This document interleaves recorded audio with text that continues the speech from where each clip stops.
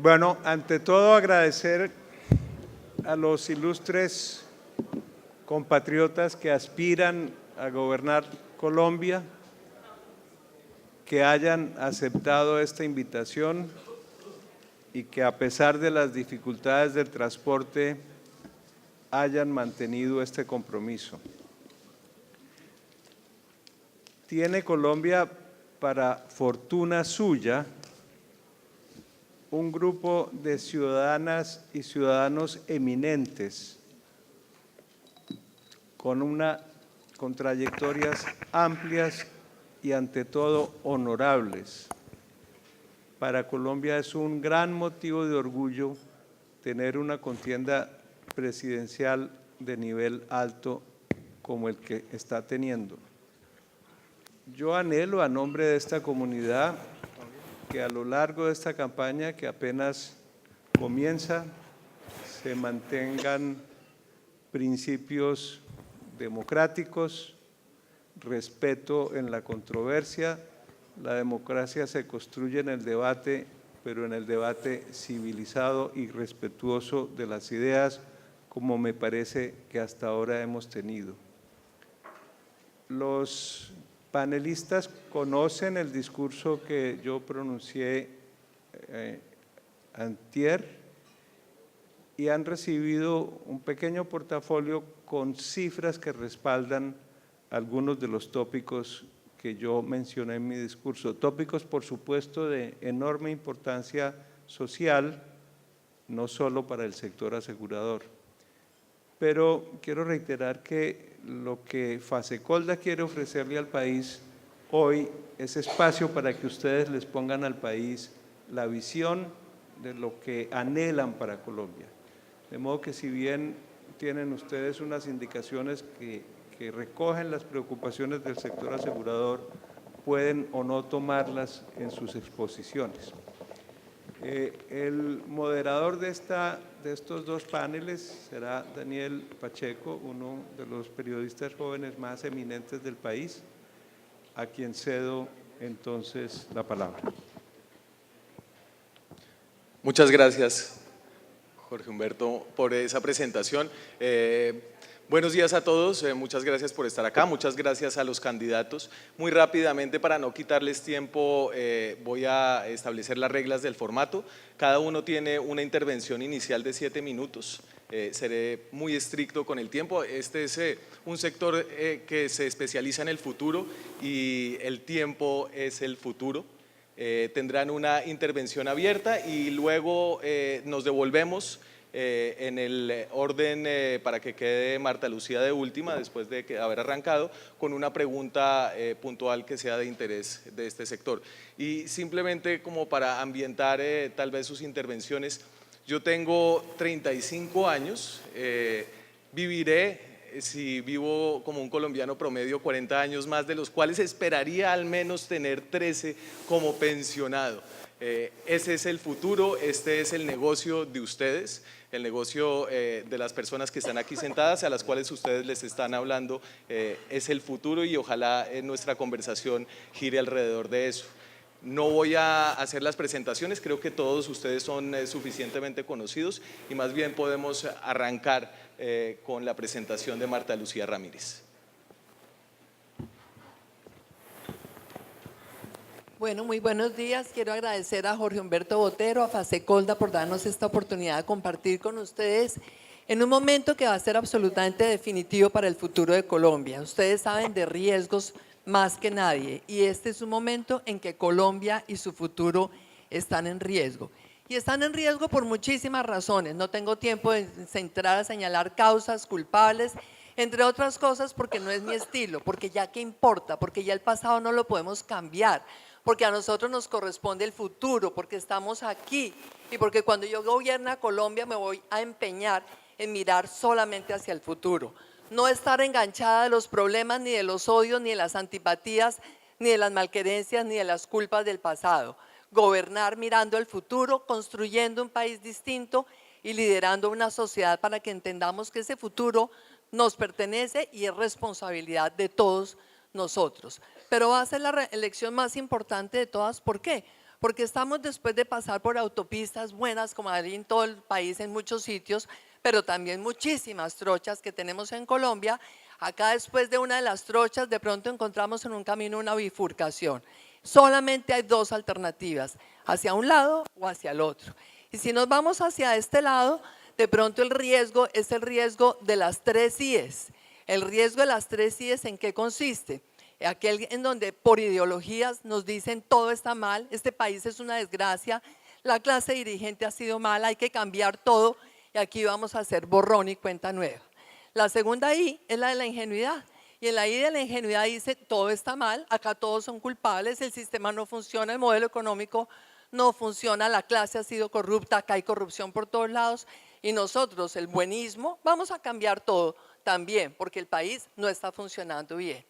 Y por otro lado está la tercera I, la I de los indolentes, la de aquellos que creen que manejar el poder es una cuestión de propósito personal, aquellos que han manejado el poder siempre acudiendo al clientelismo, utilizando el Estado en beneficio propio de sus clientelas, de sus amigos, de su parentesca, aquellos que han tenido las roscas y que han manejado realmente esa clase política que es tan antipática hoy para los colombianos.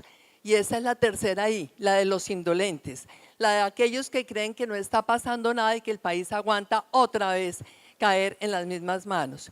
Y nada de eso le sirve a Colombia. En esas 3 IES nos vamos a ir a un abismo del cual Colombia no puede sacar absolutamente nada bueno. En el otro camino, de la bifurcación, yo encuentro que puede haber una C, la C de la confianza. La C de la confianza que tenemos que ser capaces de restablecer en Colombia y yo me propongo hacerlo. ¿De qué manera? Primero, fortaleciendo la economía colombiana. Sé de eso, fui ministra de Comercio Exterior 4 años con Andrés Pastrana, sé de competitividad. Diseñamos muchas políticas públicas que se perdieron en este país donde lamentablemente la falta de continuidad nos explica muchos de los errores del Estado. Llega un gobierno, llega un presidente, llega un ministro, borrón y cuenta nueva, y así nos la pasamos. Aquí hay que tener políticas públicas estables de largo plazo, políticas de Estado. Y en ese propósito hay que recuperar esta economía, fortalecer la industria, presentar realmente una política industrial moderna, competitiva, con innovación, con valor agregado, con cadenas de valor que nos permita ser parte de esas cadenas de valor mundial. Segundo, agroindustria, pasar de las 5 millones de hectáreas famosas a tener realmente 10, 12 millones de hectáreas sembradas en alimentos, pero para procesarlos. Y tener agroindustria y generar empleos y dar un ingreso decente al campesino. No hay derecho que Colombia tenga hoy por hoy un 88% de la población rural viviendo en condición de informalidad. Tercero, se recupera la economía con servicios, servicios financieros, servicios tecnológicos, servicios de educación, servicios de salud y por supuesto también todo lo que implica esa economía nueva, la de la cuarta revolución industrial. Las industrias del conocimiento, las industrias ambientales, todas las industrias que sabemos que están hoy por hoy desarrollando el mundo entero y Colombia sigue hablando de los problemas del siglo antepasado. Con el crecimiento económico vamos a lograr también fortalecer este Estado y la institucionalidad y lograr que en Colombia haya una justicia que funcione, que sea pronta, que sea cumplida, que sea eficaz, porque este gobierno ya no hizo la reforma a la justicia que tanto le insistimos durante las negociaciones con las FARC. ¿De qué sirve hablar a última hora de un referendo que ya no va a poder tramitar? Eso lo vamos a hacer nosotros, lo voy a hacer yo. Cuando está en la presidencia una reforma a la justicia que nos garantice que acá no hay ningún delincuente que siga en la impunidad pavoneándose por las calles o gobernando desde la cárcel, entre otras cosas, porque en la reforma a la justicia vamos a hacer una verdadera reforma penitenciaria y carcelaria para resocializar, pero también para castigar. No vamos a aceptar a los delincuentes con la tecnología, con los aparatos, con el internet, viendo cómo manejan su negocio desde la cárcel. Y por supuesto, muchos de ustedes se preguntarán, ¿y qué va a pasar con las FARC, que es lo que tanto nos preocupa? Lo he dicho siempre, siempre que hice propuestas para que ese acuerdo fuera bueno, para que lo mejoraran, siempre dije, es conveniente para el país terminar este conflicto. Eso es obligatorio desde el punto de vista ético. Y vamos a acabarlo, pero lamentablemente no oyeron nuestras recomendaciones. Hoy tenemos claro que esos hombres que están desmovilizados hay que mantenerlos fuera del conflicto, pero que ese acuerdo ni se puede destrozar ni tampoco se puede mantener tal y como está, porque genera riesgos enormes para nuestra democracia, porque genera riesgos enormes para nosotros y para nuestros hijos y para los que vendrán en el futuro. Entonces hay que hacerle ajustes a ese acuerdo, especialmente en los temas de justicia, en donde vemos hoy a los soldados y policías sin una justicia eficaz y en cambio los de las FARC pavoneándose por todo el país diciendo cómo nos van a gobernar y dándonos disque lecciones de ética. Pero también es cierto, esa reforma al acuerdo vamos a someterla al pueblo colombiano. Ese referendo que nos quedaron debiendo, lo vamos a hacer nosotros, para que sea el pueblo colombiano el que decida si quiere ver a los cabecillas en la política o si no los quiere ver. Aquí en Colombia nunca jamás puede haber una división en donde digan, es que los que quieren la paz son los del buenismo que aceptan un acuerdo a cualquier costo y los otros son los que quieren la guerra. Dijimos siempre sí a la paz, no a un acuerdo tan defectuoso, sí a la paz, pero ese acuerdo tiene que tener ajustes necesariamente porque jamás se puede entender que sea amigo de la guerra quien defienda la Constitución y la democracia, que es lo que he hecho yo siempre. Gracias.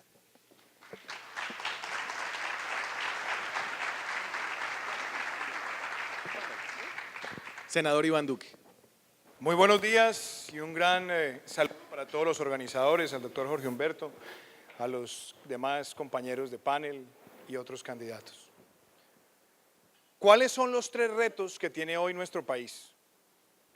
¿Cuáles son esas 3 páginas que tenemos que pasar de nuestra historia y hacia dónde tenemos que construir el futuro? Yo creo que el primer gran desafío que nosotros tenemos en Colombia es que hay una cultura de impunidad.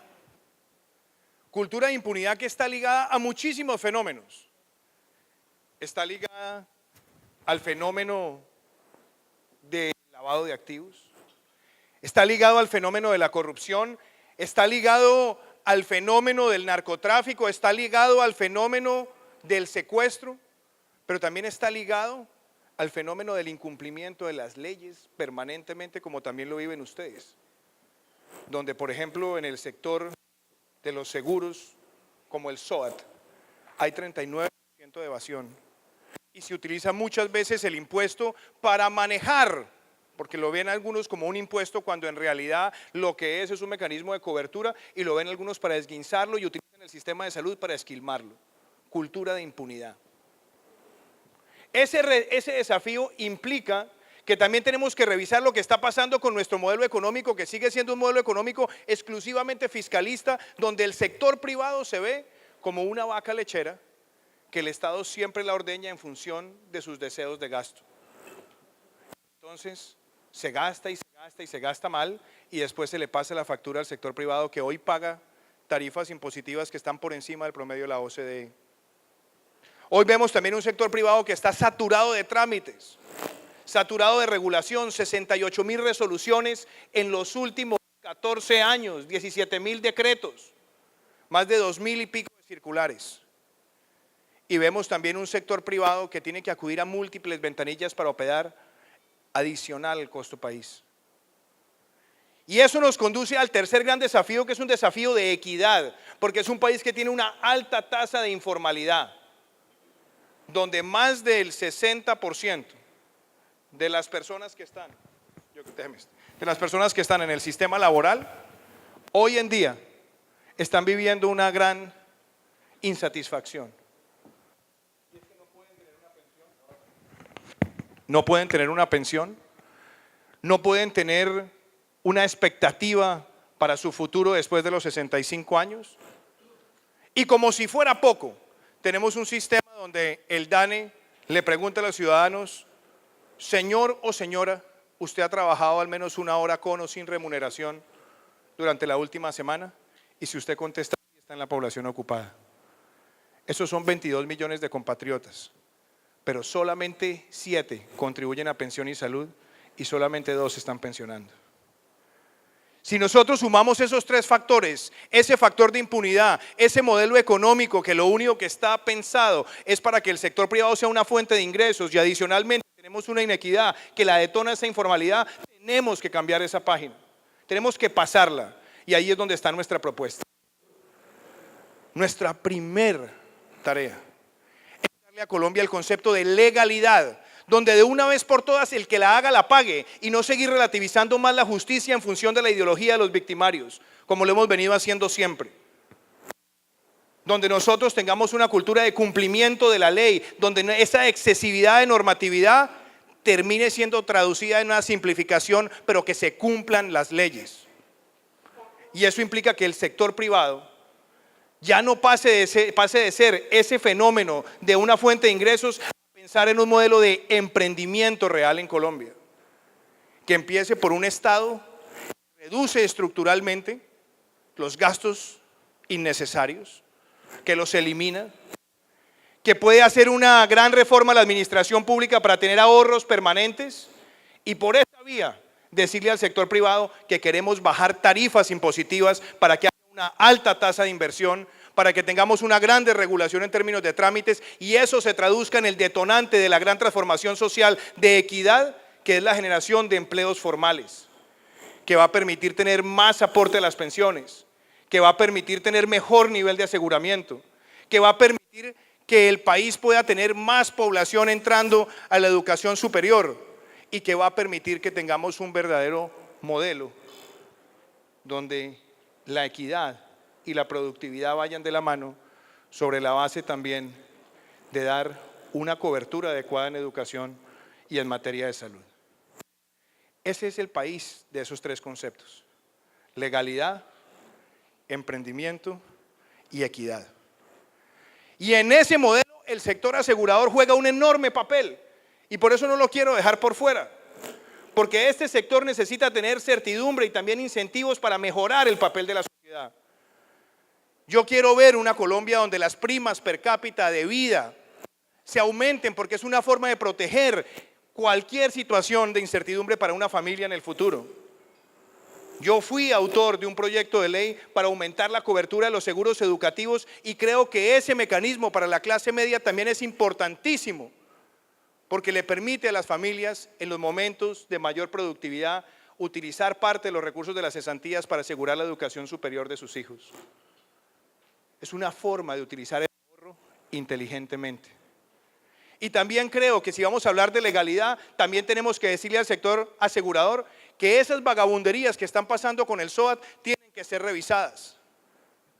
Nosotros no podemos seguir viendo que ese seguro se utilice como un mecanismo para esquilmar a un sector que está financiándose para proteger un riesgo, y lo están convirtiendo en una caja menor. Ese sector asegurador necesita también participar en nuestra realidad colombiana con los seguros previsionales, para proteger a aquellos que tienen incertidumbres en el mercado laboral. Entonces, legalidad, emprendimiento y equidad son la base de la transformación de Colombia, y creo que el sector asegurador debe ser un socio en ese empeño. Muchísimas gracias.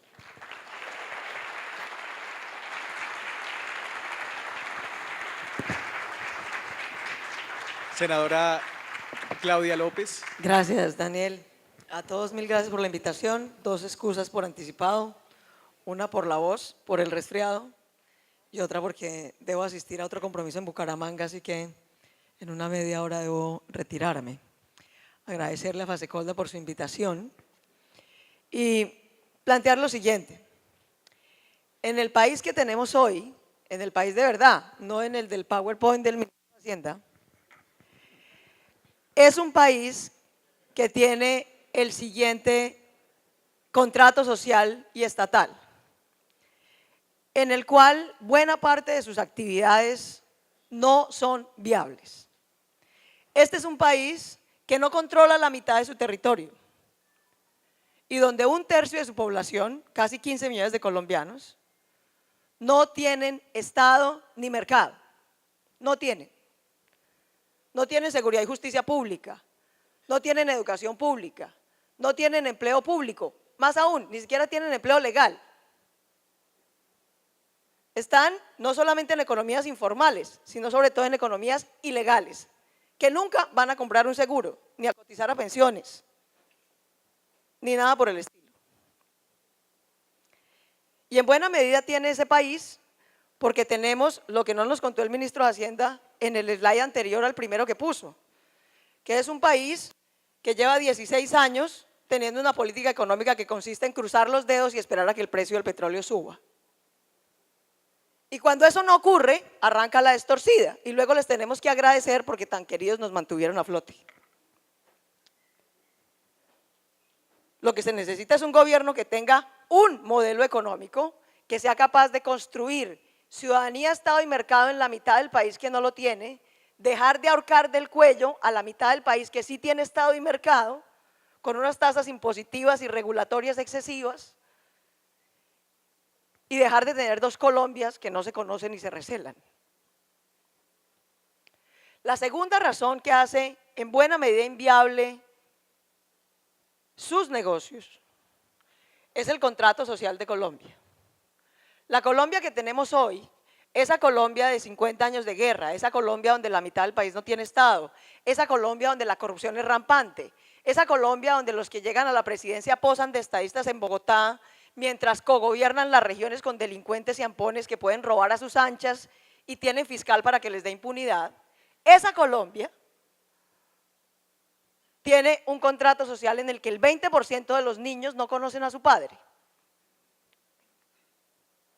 Tiene tasas de embarazo adolescente e indeseado del 24% en el nivel rural y el 18% en el nivel urbano. Si vamos a hacer un pacto sobre lo fundamental en el posconflicto, comprometámonos a una cosa elemental y mínima: tener hijos amados y deseados. Empecemos por lo verdaderamente importante, antes de hablar de las pensiones. Luego tenemos a casi 2,5 millones de niños fuera de toda atención de primera infancia, es decir, niños que ya de entrada arrancaron con la mitad del potencial de su vida, porque el potencial de nuestra vida cognitivo, emocional, etcétera, se forma en el primer año de vida. Tenemos a 600,000 jóvenes desertando del sistema escolar, 600,000 jóvenes ninis, esa es la mayor tragedia de Colombia, ni estudian ni trabajan. Y si ni estudian ni trabajan, obviamente no van a ahorrar, y si no ahorran no se van a pensionar nunca. Es decir, tenemos hoy una generación creciendo para tener una vejez insegura y miserable. Y cuando todo esto pasa, tenemos mujeres adolescentes embarazadas a tiempo, padres irresponsables, jóvenes que desertan de la escuela, un país que en la mitad no tiene Estado y llegan a 11 de bachillerato, los que pueden llegar, que son menos de la mitad de los que empezaron, entonces les decimos no, la verdad es que solamente 40,000 son pilos al año y les vamos a dar educación superior. Los demás, qué pena, pero de malas. Y a las mujeres que se quedaron, 2,300,000 mujeres que se quedaron sin educación y con hijos, entonces les decimos listo, les vamos a mandar un cheque de familias en acción.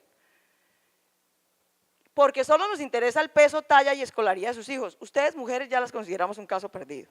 Ese es el contrato social de la Colombia de hoy. Es el contrato social que produce a la mitad de la economía en informalidad, sin ahorro, sin ninguna posibilidad de comprar un seguro de nada, ni de ahorrar para la vejez.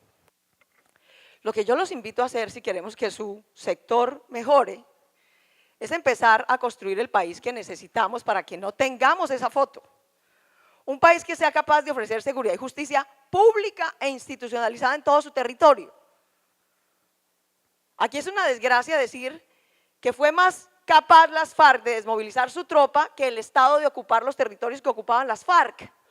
Esa es la desgracia de la paz hoy, no lo que digan los acuerdos, sino la incapacidad del Estado colombiano para cumplir la Constitución, no los acuerdos.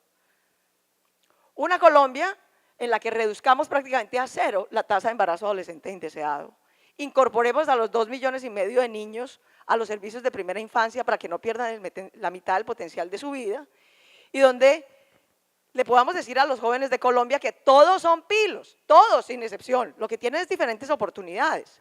Si yo fuera la misma Claudia López, pero no hubiera nacido en Bogotá, mi madre no hubiera sido la primera mujer de su familia que accedió a educación superior, es maestra, y no fuera mestiza como la mayoría, sino que fuera Claudia López, que nació en el Bajo Baudó de una madre afro que no terminó primaria, en un 70% de probabilidad no estaría aquí parada, mis amigos. Eso es lo que le pasa a los jóvenes hoy. Entonces lo que deberíamos es cogerlos cuando tienen 10 años, no cuando tienen 16 y están embarazados, sino cuando tienen 10 y renovar un pacto social con ellos y sus familias y poderles decir, vamos a darles 6 años de educación de bachillerato de calidad y 2 de educación superior, por lo menos de calidad a todos. Solo pedimos 3 cosas: que no deserten ni de la vida ni de la escuela, que tengan rendimiento curricular y extracurricular, que conozcan su cuerpo, respeten su vida y reduzcan a 0 la tasa de embarazo adolescente indeseado. Y le vamos a decir a las mujeres de Familias en Acción, a quienes hoy le estamos dando un subsidio para que no se eduque y no trabaje, que les podemos mantener el mismo subsidio y la cotización a pensión, la cotización a salud, pero que el objetivo de ese subsidio es que se eduquen y se inserten en el mercado laboral, no que se salgan del mercado laboral.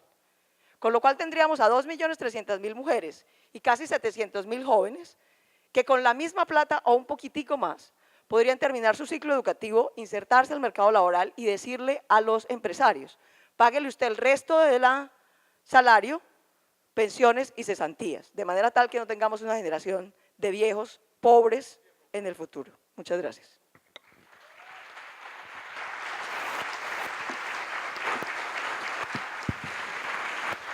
Gracias, Claudia. Senadora María del Rosario Guerra. Gracias, Daniel.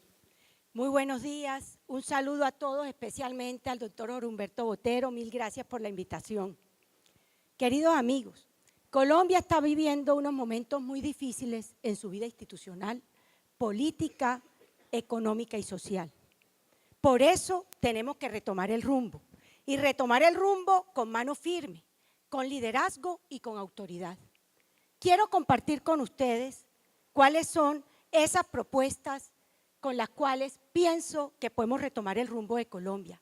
Son 5 y hoy no me voy a referir aquí sino a las 2 primeras. La primera propuesta es recuperar la credibilidad y la confianza en las instituciones. La segunda es más trabajo, pero digno, estable y mejor remunerado. La tercera es seguridad para todos, especialmente la seguridad urbana. La cuarta es recuperar el tejido social y la protección a la familia. Y la quinta es un agro moderno, competitivo, un agro sostenible. Pero quiero compartir con ustedes las 2 primeras. La primera propuesta que estoy planteando es recuperar la credibilidad y la confianza en las instituciones. Hoy, como nunca antes, el 80% de los colombianos tiene una imagen negativa de la justicia. El 79% del Congreso, el 76% de la Presidencia de la República. Hoy, los 3 pilares del Estado de Derecho han perdido credibilidad y confianza de los colombianos. Eso es un desastre si queremos mantener la democracia y fortalecer las instituciones. ¿Qué propongo para recuperar credibilidad y confianza? Lo primero, lucha frontal contra la corrupción. Si hay algo que hoy ha minado esa confianza, es la corrupción a todos los niveles de los 3 poderes públicos, y al nivel nacional, regional y local. Para ello, estoy proponiendo primero, cárcel para los corruptos. Segundo, 0 rebaja de penas. Tercero, quitarle el dinero que se han apropiado mal habido de la educación, de la salud, de la vivienda y de todas aquellas fuentes de donde la han obtenido.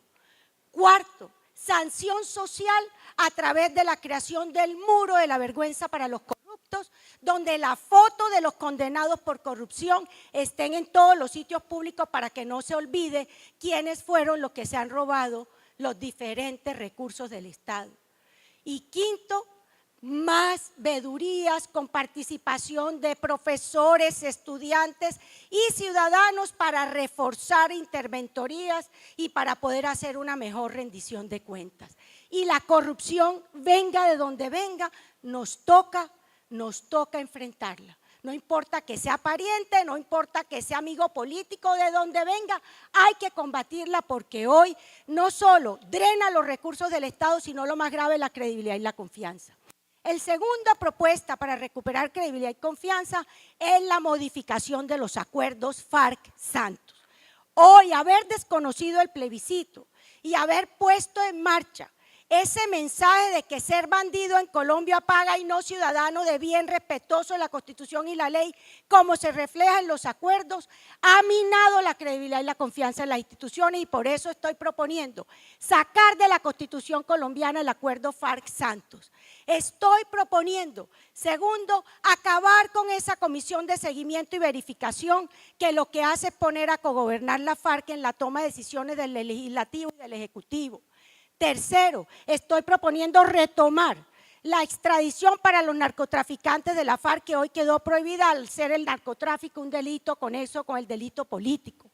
Cuarto, no darle las 20 emisoras, porque ningún partido ni movimiento político en Colombia puede tener emisoras. La FARC se le dan 20 emisoras a través de RTBC y cada una puede tener una cobertura de cerca de 80.000 habitantes, que es para adoctrinar al pueblo colombiano. Y quinto, volver a recuperar, que es fundamental, volver a recuperar en cabeza de las instituciones del Estado la justicia y de las instituciones para poder reformar esa jurisdicción especial para la paz. La segunda propuesta es la del trabajo digno. Yo soy de las que creo que este país tiene que moverse como una única fuente de generación de riqueza y de bienestar, con el esfuerzo de cada empresario y de cada colombiano. Por eso mi compromiso con la libre empresa y la libre iniciativa privada. Segundo, para poder tener una iniciativa en las empresas, un apoyo a través de la reducción de la asfixiante carga tributaria que hoy tiene a Colombia entre un 65 y un 75% de los impuestos efectivos, 9 puntos porcentuales superiores a América Latina y al promedio de los países europeos. Segundo tema en materia del trabajo digno, un gran programa de emprendimiento productivo. Cuando nosotros vemos hoy un desempleo de cerca del 17% en la juventud colombiana, el emprendimiento con un plan padrino de los empresarios nos puede asegurar que esos jóvenes tengan la posibilidad de generar una nueva fuente de ingreso y de desarrollar su potencial productivo. Tercer tema fundamental, una reducción sustancial de trámites. Por cada nuevo trámite tenemos que eliminar 3. 94.000 entre resoluciones y decretos se han emitido en el país entre el año 2000 y el año 2016. Tenemos que facilitarle la vida a los ciudadanos para que hagan empresa y para que desarrollen su actividad productiva.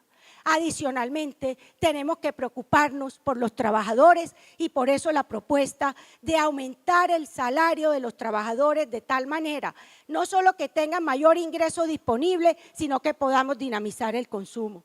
Queridos amigos, la economía, el modelo económico nuestro nos tiene que llevar a preocuparnos para que esa pequeña, mediana empresa encuentre efectivamente la posibilidad de alianza y de avanzar en la sostenibilidad. 6 de cada 10 empresas terminan cerrándose antes de los 4 años. Tenemos que asegurar que eso no pase y que por el contrario se consolide el emprendimiento y se consolide ese gran esfuerzo de generar empresa. Gracias, y eso senadora. solo se puede lograr con credibilidad y confianza y con mano firme, con liderazgo y con autoridad. Mil gracias.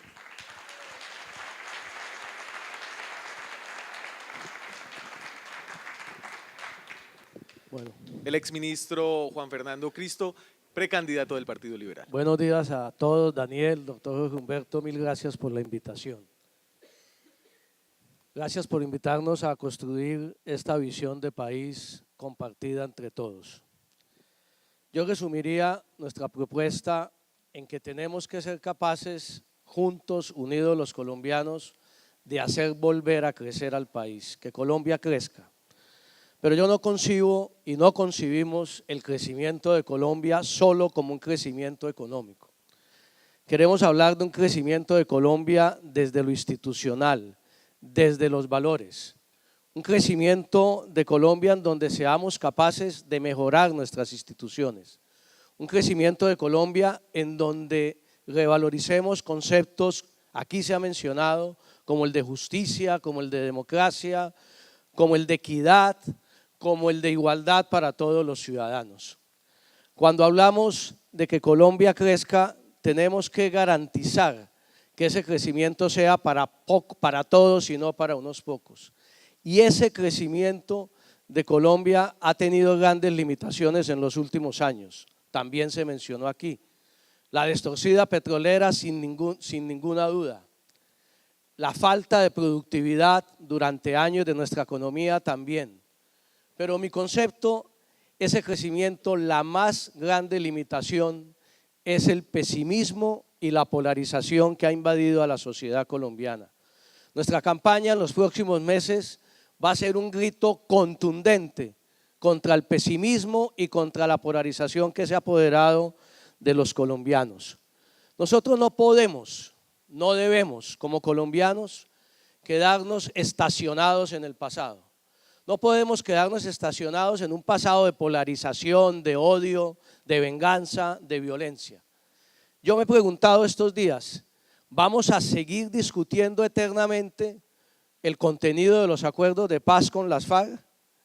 Este país, cuando las FARC ya se desmovilizaron, se desarmaron, han dejado de matar, han dejado de secuestrar, cuando están transformándose en partido político, va a estar dentro de 10 años discutiendo cada inciso del acuerdo de paz, o más bien no vale la pena empezar a mirar hacia el futuro. Aquí todos han hablado de futuro y empezar a mirar cómo en un país sin las FARC podemos construir una nación más incluyente, más solidaria y en el que podamos caber todos los colombianos.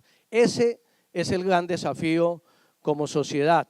El acuerdo de paz con las FARC se firmó, se refrendó por el Congreso, se avaló por la Corte Constitucional. Dediquémonos a exigirle a las FARC que cumplan el acuerdo de paz y que el Estado también sea capaz de cumplir el acuerdo de paz y empecemos a discutir sobre los temas de futuro de nuestra nación. Y allí hemos venido planteando 10 mandamientos según Cristo, que no se los voy a impartir hoy aquí al auditorio, sino uno solo en el cual queremos condensar lo que aquí hemos hablado en materia económica fundamentalmente. Uno de los mandamientos es garantizar la seguridad de todos los colombianos. Pero cuando hablamos de seguridad, no hablamos simplemente de la seguridad física amenazada por el conflicto armado o por la delincuencia ciudadana, especialmente en los grandes centros urbanos del país. Hablamos es de la seguridad desde el punto de vista económico, social, para todos nuestros ciudadanos. De la seguridad que solo se garantiza con derechos para todos los colombianos. El derecho a la educación, el derecho a la salud, el derecho a vivir una vejez tranquila, que perdamos el miedo de cada ciudadano a que no va a tener con qué alimentar o educar a sus hijos, el miedo de cada ciudadano a que no va a tener una vejez tranquila, a que no vivamos siempre presos de este miedo que tradicionalmente se nos ha impuesto durante décadas en Colombia. Y allí queremos plantear varias propuestas audaces. Voy a mencionar solo 2 de ellas. El primero aquí lo mencionaba Claudia López. El programa de Ser Pilo Paga ha sido un programa positivo. Pero miren, en los próximos 4 años van a salir 3 millones de bachilleres de las aulas escolares en Colombia. 1,5 millones de ellos, si seguimos a este ritmo, no va a tener a dónde ir a estudiar.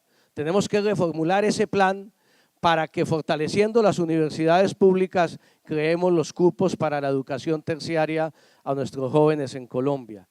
Y frente al tema del seguro de desempleo, me leí con mucha atención la propuesta de Fasecolda. ¿Por qué no pensamos en ir más allá a garantizar un ingreso básico universal para todo ciudadano colombiano que esté en edad de trabajar y que tenga derecho a la pensión?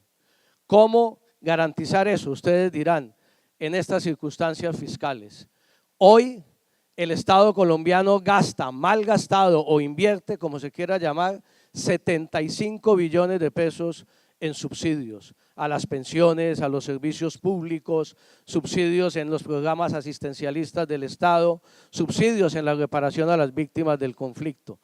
Concentremos el gasto social del Estado en muy pocas cosas y no en tantas cosas. Hagamos un gasto social más coherente, más eficaz, más justo para todos los colombianos, garanticemos ese ingreso y no tenemos que estar repartiendo platas, ni cheques, ni subsidios, ni familias en acción, ni subsidios para la deserción escolar por todo el país. Un ingreso básico universal para todos los colombianos.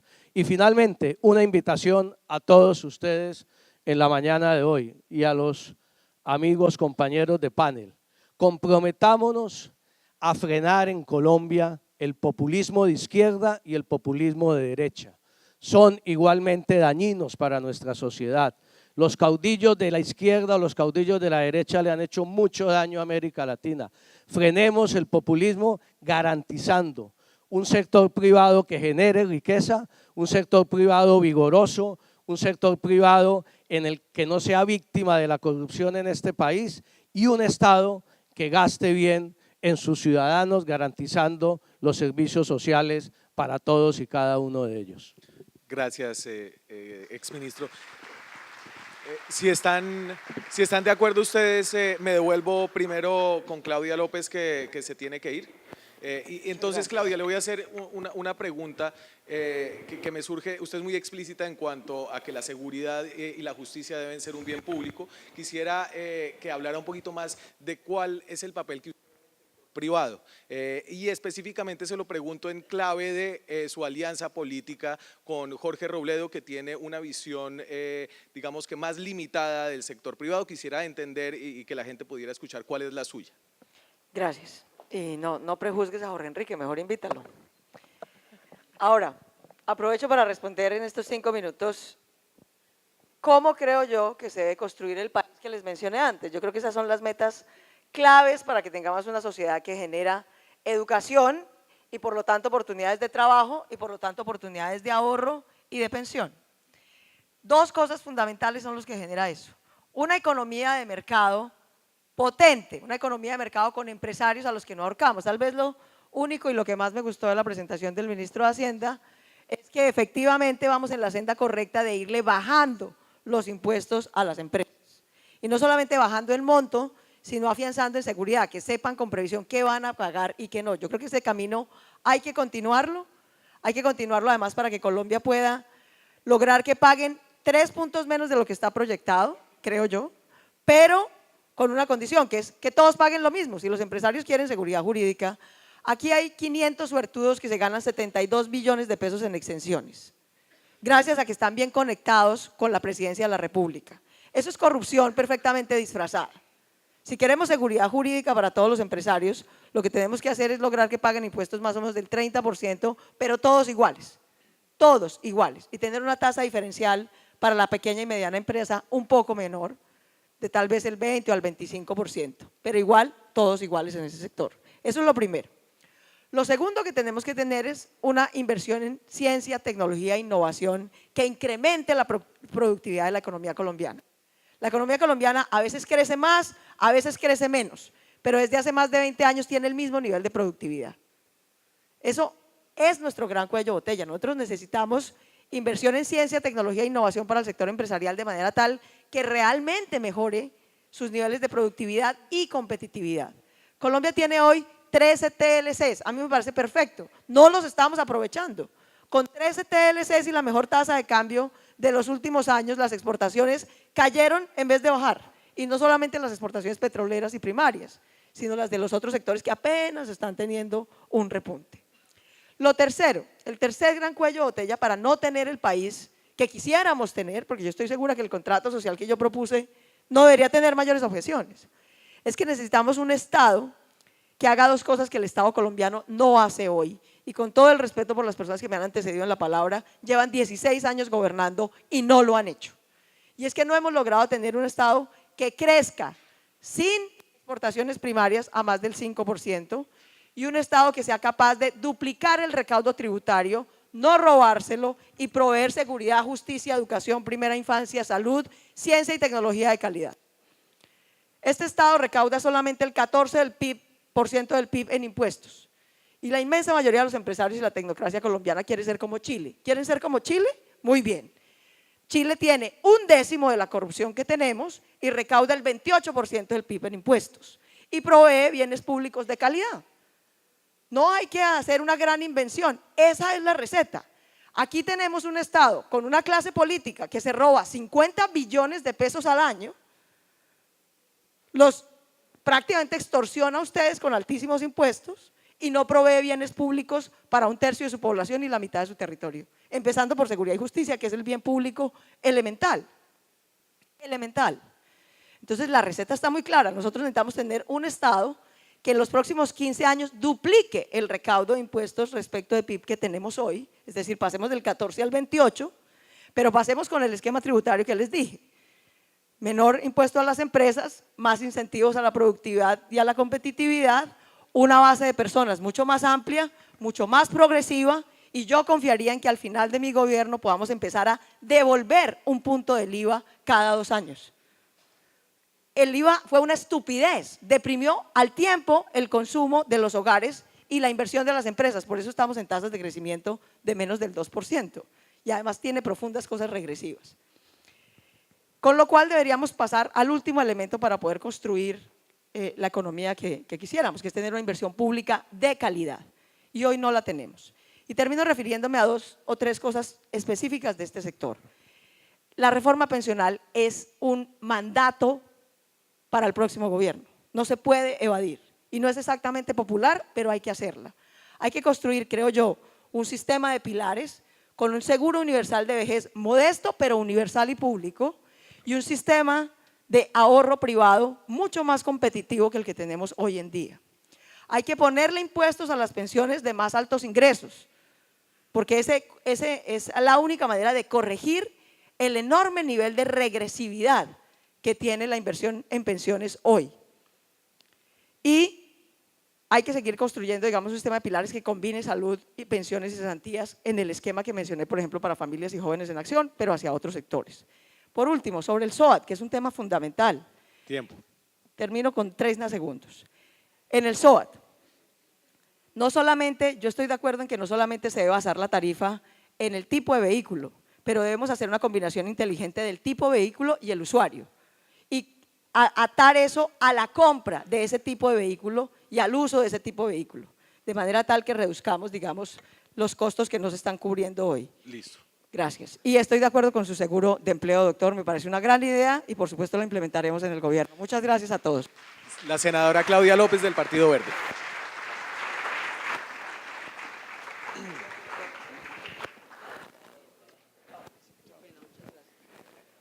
Y entonces ahora retomamos el orden, voy con usted, Cristo, si le parece.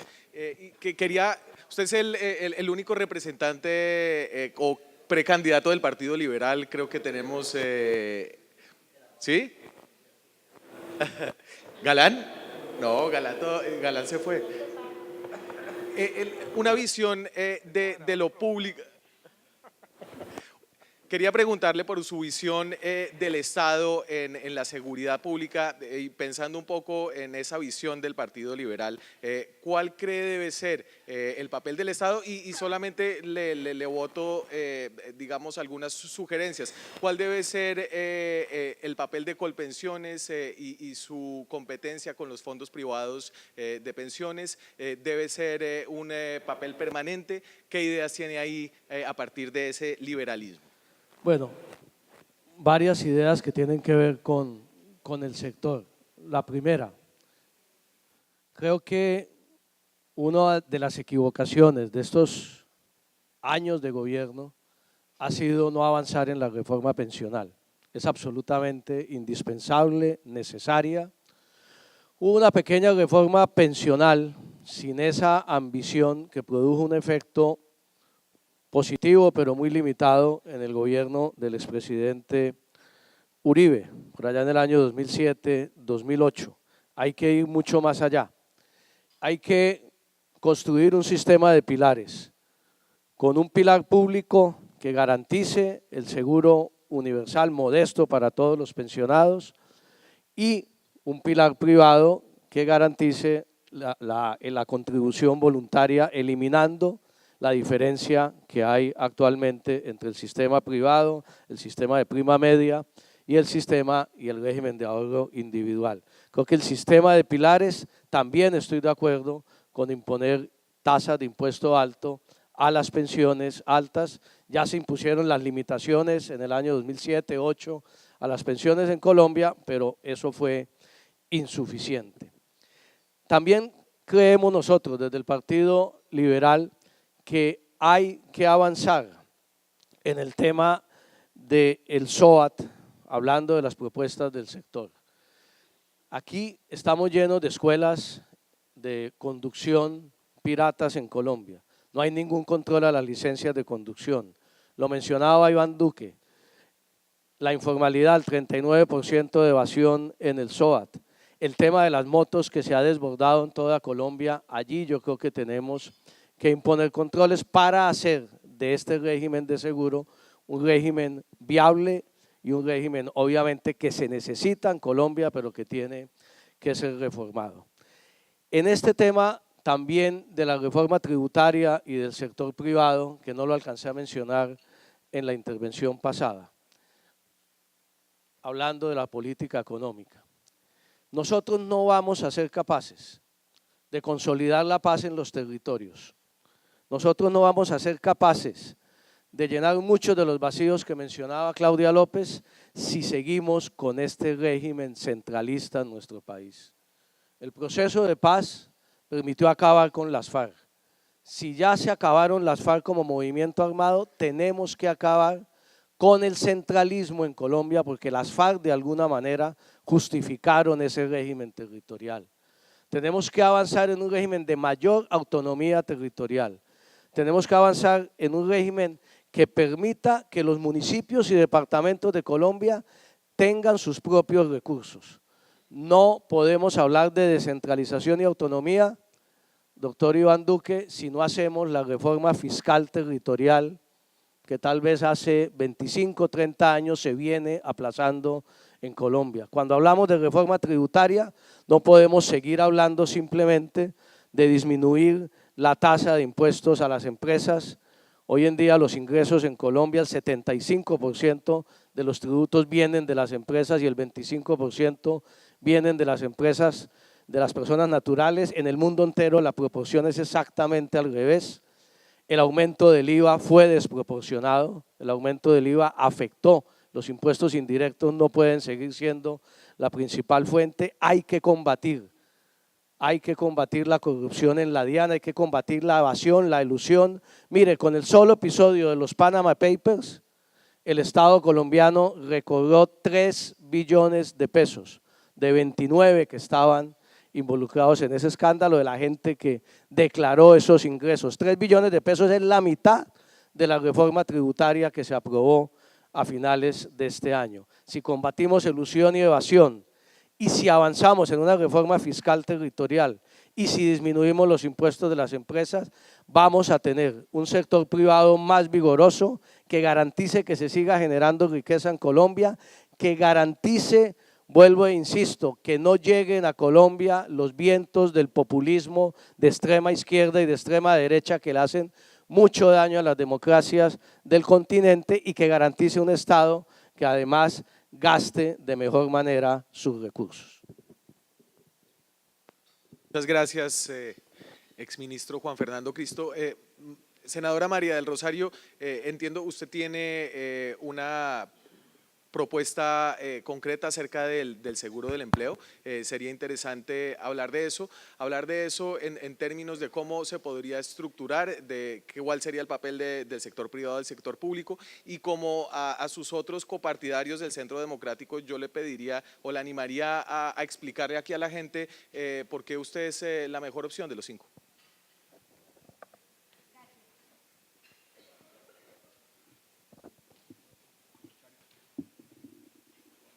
Gracias, Daniel. Déjeme primero iniciar diciéndoles que el futuro de Colombia depende de la seguridad económica, de la seguridad jurídica y de la seguridad física. Lo primero en seguridad económica es la estabilidad en reglas de juego. Y aquí hemos vivido en los últimos años un cambio en la estabilidad de reglas de juego, y por eso hablo del estudio reciente que hizo FENALCO, que mostraba cómo en 66% de los empresarios están desestimulados para invertir simple y llanamente porque entre decretos, resoluciones, leyes, etcétera, les han cambiado la regla. Entonces el futuro depende para que haya seguridad económica, de estabilidad de reglas de juego, pero la seguridad jurídica también. Cuando ayer que estuvimos en el Bichada, cuando vemos que la gran preocupación de muchos agricultores, pequeños, medianos, grandes, es qué va a pasar con su tierra.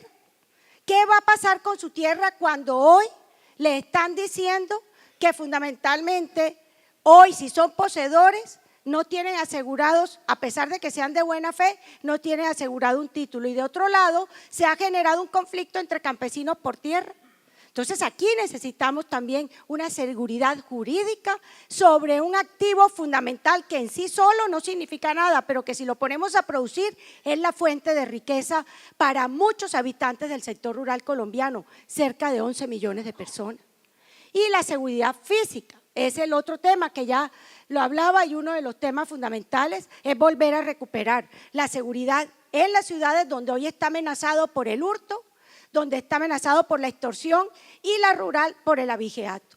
Y a esto lo sumo porque hay tres temas que le interesa al sector y de los cuales Jorge Humberto ha hecho unos planteamientos importantes que tienen que ver con tres seguros. El primero, uno de mis grandes intereses es masificar el seguro agrícola. Miren ustedes, solo el 2.8% de los créditos que se asignan en el país va para el sector agropecuario, y eso solo cubre el 8% de la producción. Entonces nosotros tenemos que preocuparnos por la masificación del seguro agrícola, porque es una manera también de ayudar a ver si llegamos al menos al 20% de la producción agropecuaria cobijada en créditos, y se debe en gran medida porque hoy, frente a los riesgos climáticos y frente a los cambios también de reglas en el sector agropecuario, el tema del seguro es básicamente insuficiente. En algún momento habíamos visto cómo se necesita que haya una institucionalidad especial para que maneje el aseguramiento en el caso del sector agropecuario. El segundo tema es el tema del seguro de desempleo.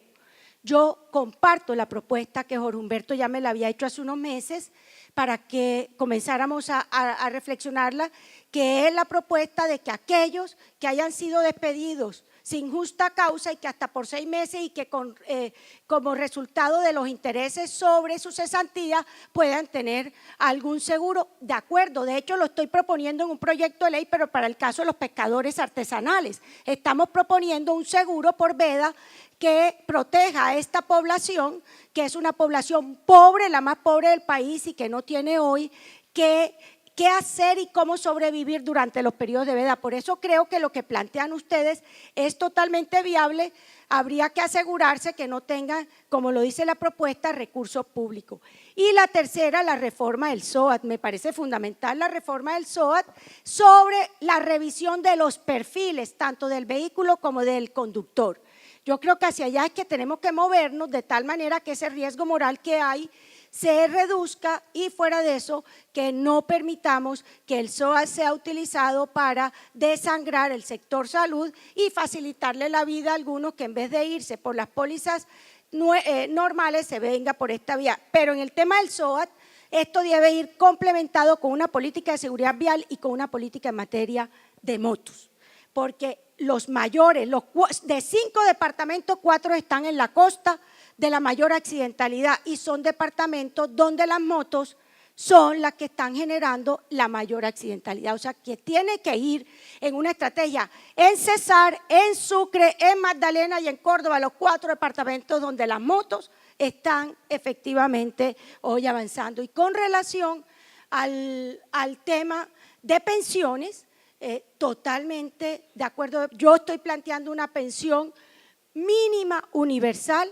De ahí para adelante, el que quiere pensionarse con más, que aporte.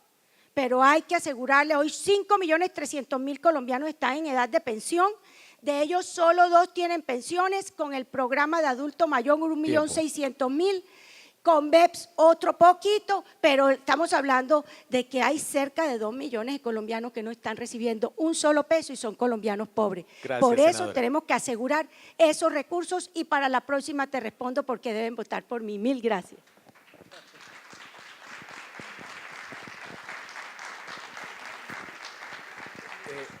Senador Iván Duque, en su agenda de equidad, seguridad e innovación, me imagino que hay unas reformas inaplazables, varias de ellas se han mencionado acá, reformas que son impopulares. Usted ya tiene una temporada en el Senado. ¿Cuál de esas reformas impopulares podría usted llevar a cabo? ¿Cómo sería ese proceso? Y le repito la fórmula de María del Rosario, ¿por qué usted entre los 5 del uribismo? Bueno, la primera cosa que le quiero decir a todos ustedes frente a esta pregunta es que el problema con el populismo en estas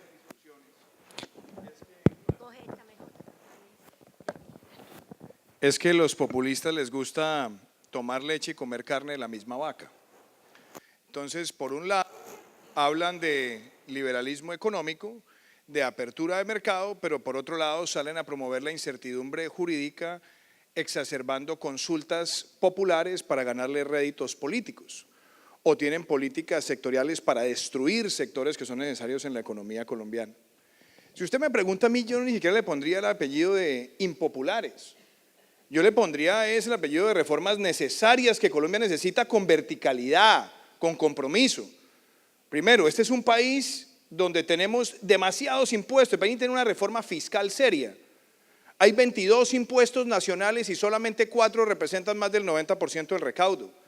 Hay 15 impuestos departamentales y solamente 3 representan más del 90% del recaudo. Hay cerca de 40 impuestos locales y solamente 6 representan más del 90% del recaudo. ¿Qué quiere decir eso? Que necesitamos un sistema tributario mucho más simple, más transparente, más eficaz.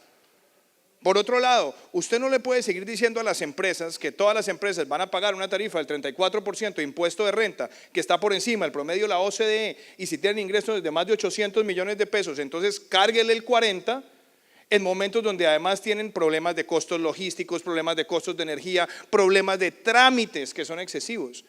La reforma tiene que implicar, sí, una revisión del sistema de exenciones, dejar las exenciones que el país necesita, pero enfocarlas a la generación de empleo e inversión en formación bruta de capital. Eso es una reforma fiscal seria, pero este país necesita urgentemente que al sector privado lo dejen de seguir viendo como una fuente de ingresos fiscales y lo vean es como un socio para el desarrollo, para dinamizar la inversión y generar más empleos formales. Esa es una reforma. Ahora, la reforma pensional, sí, claro, importantísima y necesaria, pero es que aquí hablan demasiada carreta, que es un sistema de pilares. Es que el problema no es un sistema de pilares. El problema que tiene hoy Colombia es que se está gastando 38 billones de pesos del presupuesto para asegurar a solamente 1 de cada 4 mayores de 65 cubriendo el déficit de Colpensiones. ¿Qué necesita hacer una reforma? Acabar con esa competencia de regímenes, que tengan la misma forma de ponderación de liquidación, que no tengan esas discrepancias en el momento de hacer devoluciones de saldos. Y algo que además es fundamental, la concentración de los subsidios. Es que, doctor Juan Fernando, la gran mayoría de los recursos que se van en subsidios se van para el quintil más alto de la población, que son los únicos que pueden mejorar su ingreso en los últimos 10 años de cotización. Esa reforma debería concentrarse en que los subsidios se vayan a los más necesitados. Y claro está, a mí me parecen bueno que haya pilares solidarios, pero financiémoslos y prefinanciémoslos. Colombia Mayor, hoy suena muy lindo, es que en 30 años el país ya no va a tener 5 millones de mayores de 65, sino 15. Entonces, si no tenemos una fuente de ahorro hoy específica para eso, eso se vuelve también un carretazo o una bomba fiscal inmanejable, porque además van a votar esas personas en 30 años o en 20 años. Entonces, esa reforma con esos 3 elementos de acabar esa competencia, de darle solidez financiera, es necesaria para el país. Y yo le voy a tocar 2 más. La reforma a la salud, que el país necesita también. Nosotros necesitamos un sistema de mucha transparencia en el sector de la salud. Primero, saber quién le debe a quién y cuánto y cómo se van a saldar ese tipo de cuentas. Segundo, se necesita que la superintendencia financiera también supervise al sistema de aseguramiento, a las CPS, para que se cumplan los elementos de reservas técnicas. Y claro, que las CPS no solamente reciban los recursos por el número de afiliados, sino también por la calidad acreditada, con un sistema de premios también y de compensaciones, para que salgan las malas y se queden las buenas. Que tengamos políticas de trasplantes serias, que tengamos historias clínicas en línea, que tengamos una mayor ponderación del gasto de bolsillo y además sistemas de exenciones para los que están en la medicina prepagada. Esa es una reforma que el país necesita. Me quedan 30 segundos, justicia. Aquí se habla mucho de la reforma a la justicia. Yo simplemente digo esto. Este es un país que necesita, primero, tener una política de talento para reclutar a los jueces, para tener mejor capital humano, fortalecer las primeras y segundas instancias, medir los precedentes jurisprudenciales, premiar también la calidad de las providencias y acabar con toda esa cantidad de magistrados, 88 magistrados en las altas cortes. Pensemos en una corte única, más sencilla, que sea unificadora jurisprudencial. Ahí tiene una agenda de reforma. ¿Y cómo me voy a diferenciar? A todos los valoro y los respeto, incluida también la doctora Marta Lucía, con quien esperamos hacer una coalición, pero que sean ustedes los que decidan eso como colombianos. Muchas gracias.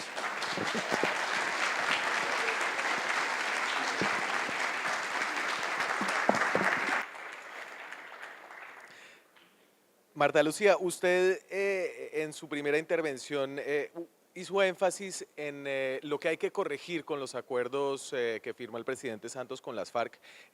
A la par de esta agenda de reformas tan ambiciosas, yo quisiera que usted nos pueda contar cómo conciliar una agenda de reformas ambiciosas hacia el futuro, tributaria, en el sistema pensional, en el sistema de salud, y dar a la vez la discusión que ha venido dando el país ya hace unos 2 años con respecto a esos acuerdos. Bueno, lo primero es que acá cuando estamos reconociendo que hay una institucionalidad en Colombia y que no vamos a llegar a refundar, porque hay quienes piensan que hay que refundar porque nada sirve, dizque porque todos somos corruptos, lo que hay es que tener experiencia y haber conocido el funcionamiento de las instituciones desde adentro.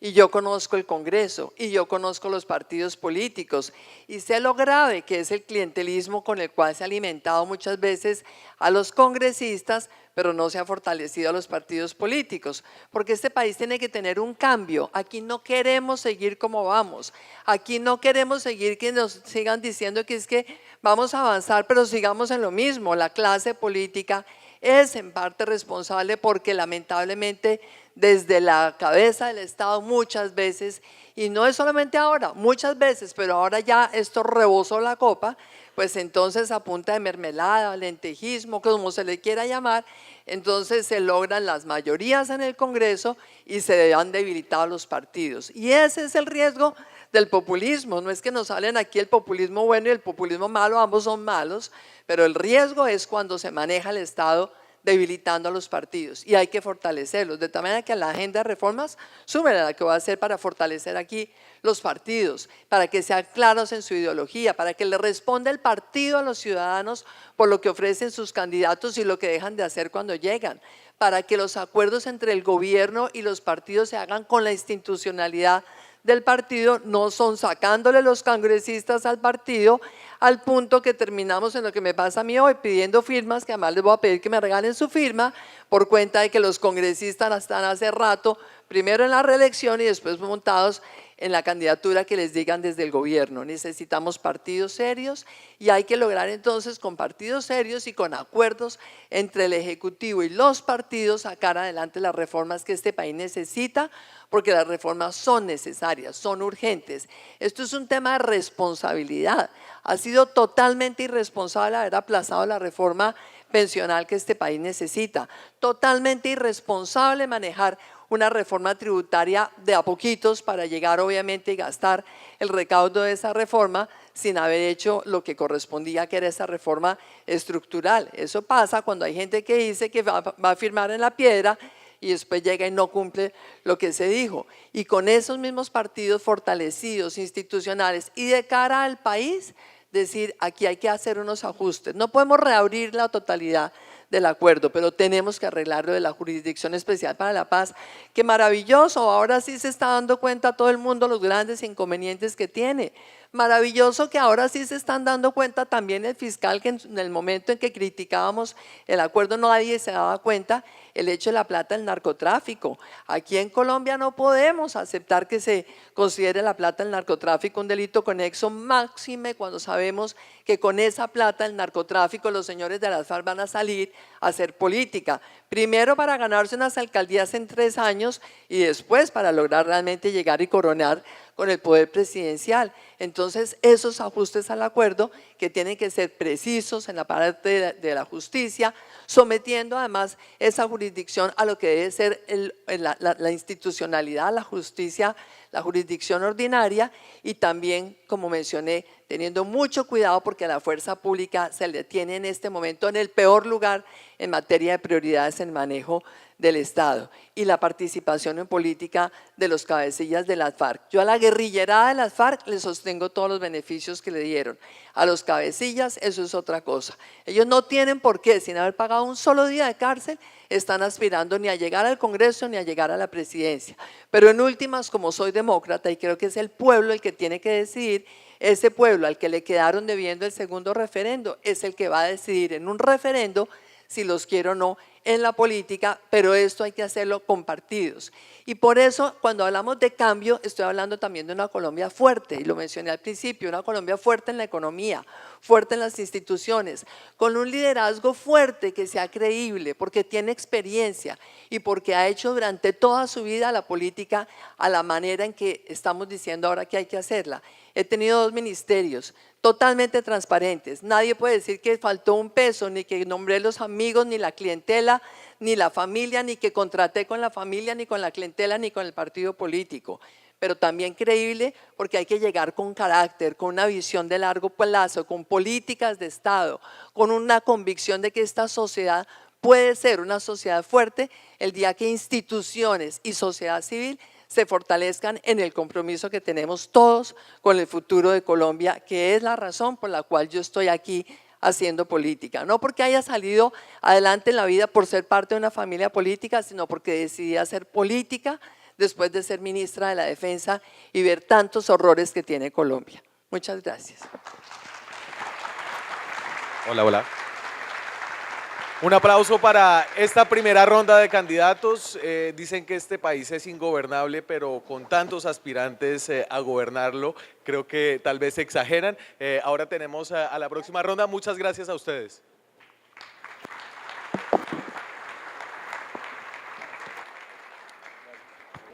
Bueno, continuamos entonces con este foro presidencial de Fasecolda. ¿Listo? Sí, señor.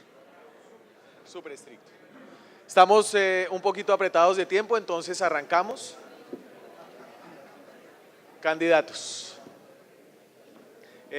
Las reglas de este foro son una intervención inicial de 7 minutos, en la cual pueden referirse a su programa de gobierno, es una intervención abierta, y luego va una pregunta a partir de lo que hayan dicho, a partir de las preocupaciones del sector de las aseguradoras que nos acompañan esta tarde ya. Voy a ser muy estricto con el tiempo, los voy a dejar presentarse a sí mismos para que nos pueda rendir más. Arranco en este orden y me devuelvo para que esté de primero y de último el que arranca. Entonces arranco con usted, doctor Carlos Holmes Trujillo. ¿Sí está bien el micrófono o utilizo el de allá? Muchísimas gracias por la invitación, querido Jorge Humberto. Un saludo muy afectuoso a todos, a mis colegas de panel. La verdad es que yo también quisiera vivir en el país de las maravillas que nos pintó aquí el señor ministro de Hacienda, pero la realidad es otra, es mucho más dura y hay que cambiarla. ¿Qué quiero yo hacer como presidente de la República? En primer lugar, actuar con el propósito de crear las condiciones para que la economía colombiana crezca, para que crezca rápidamente. Planteo incluso como un objetivo deseable que la economía crezca un mínimo del 7% en forma sostenida. ¿Para qué? Para tener buena política social, para poder erradicar la pobreza, para construir equidad y para generar empleo. ¿Cómo procederé a hacerlo? En primer lugar, concertando con el sector privado colombiano. ¿En qué escenario? En el escenario del crecer, el Consejo para la Recuperación Empresarial y el Crecimiento Económico Rápido, que será un escenario que convocaré el 8 de agosto de 2018 muy temprano, a fin de que de ese proceso de concertación surjan los sectores y los productos en los que seamos competitivos, tengan mercado y posean gran capacidad de generación de empleo. Después de eso vendrá un proceso de seguimiento muy detallado. ¿Seguimiento a qué? Seguimiento al cumplimiento de los compromisos que se adquieran en el escenario del crecer.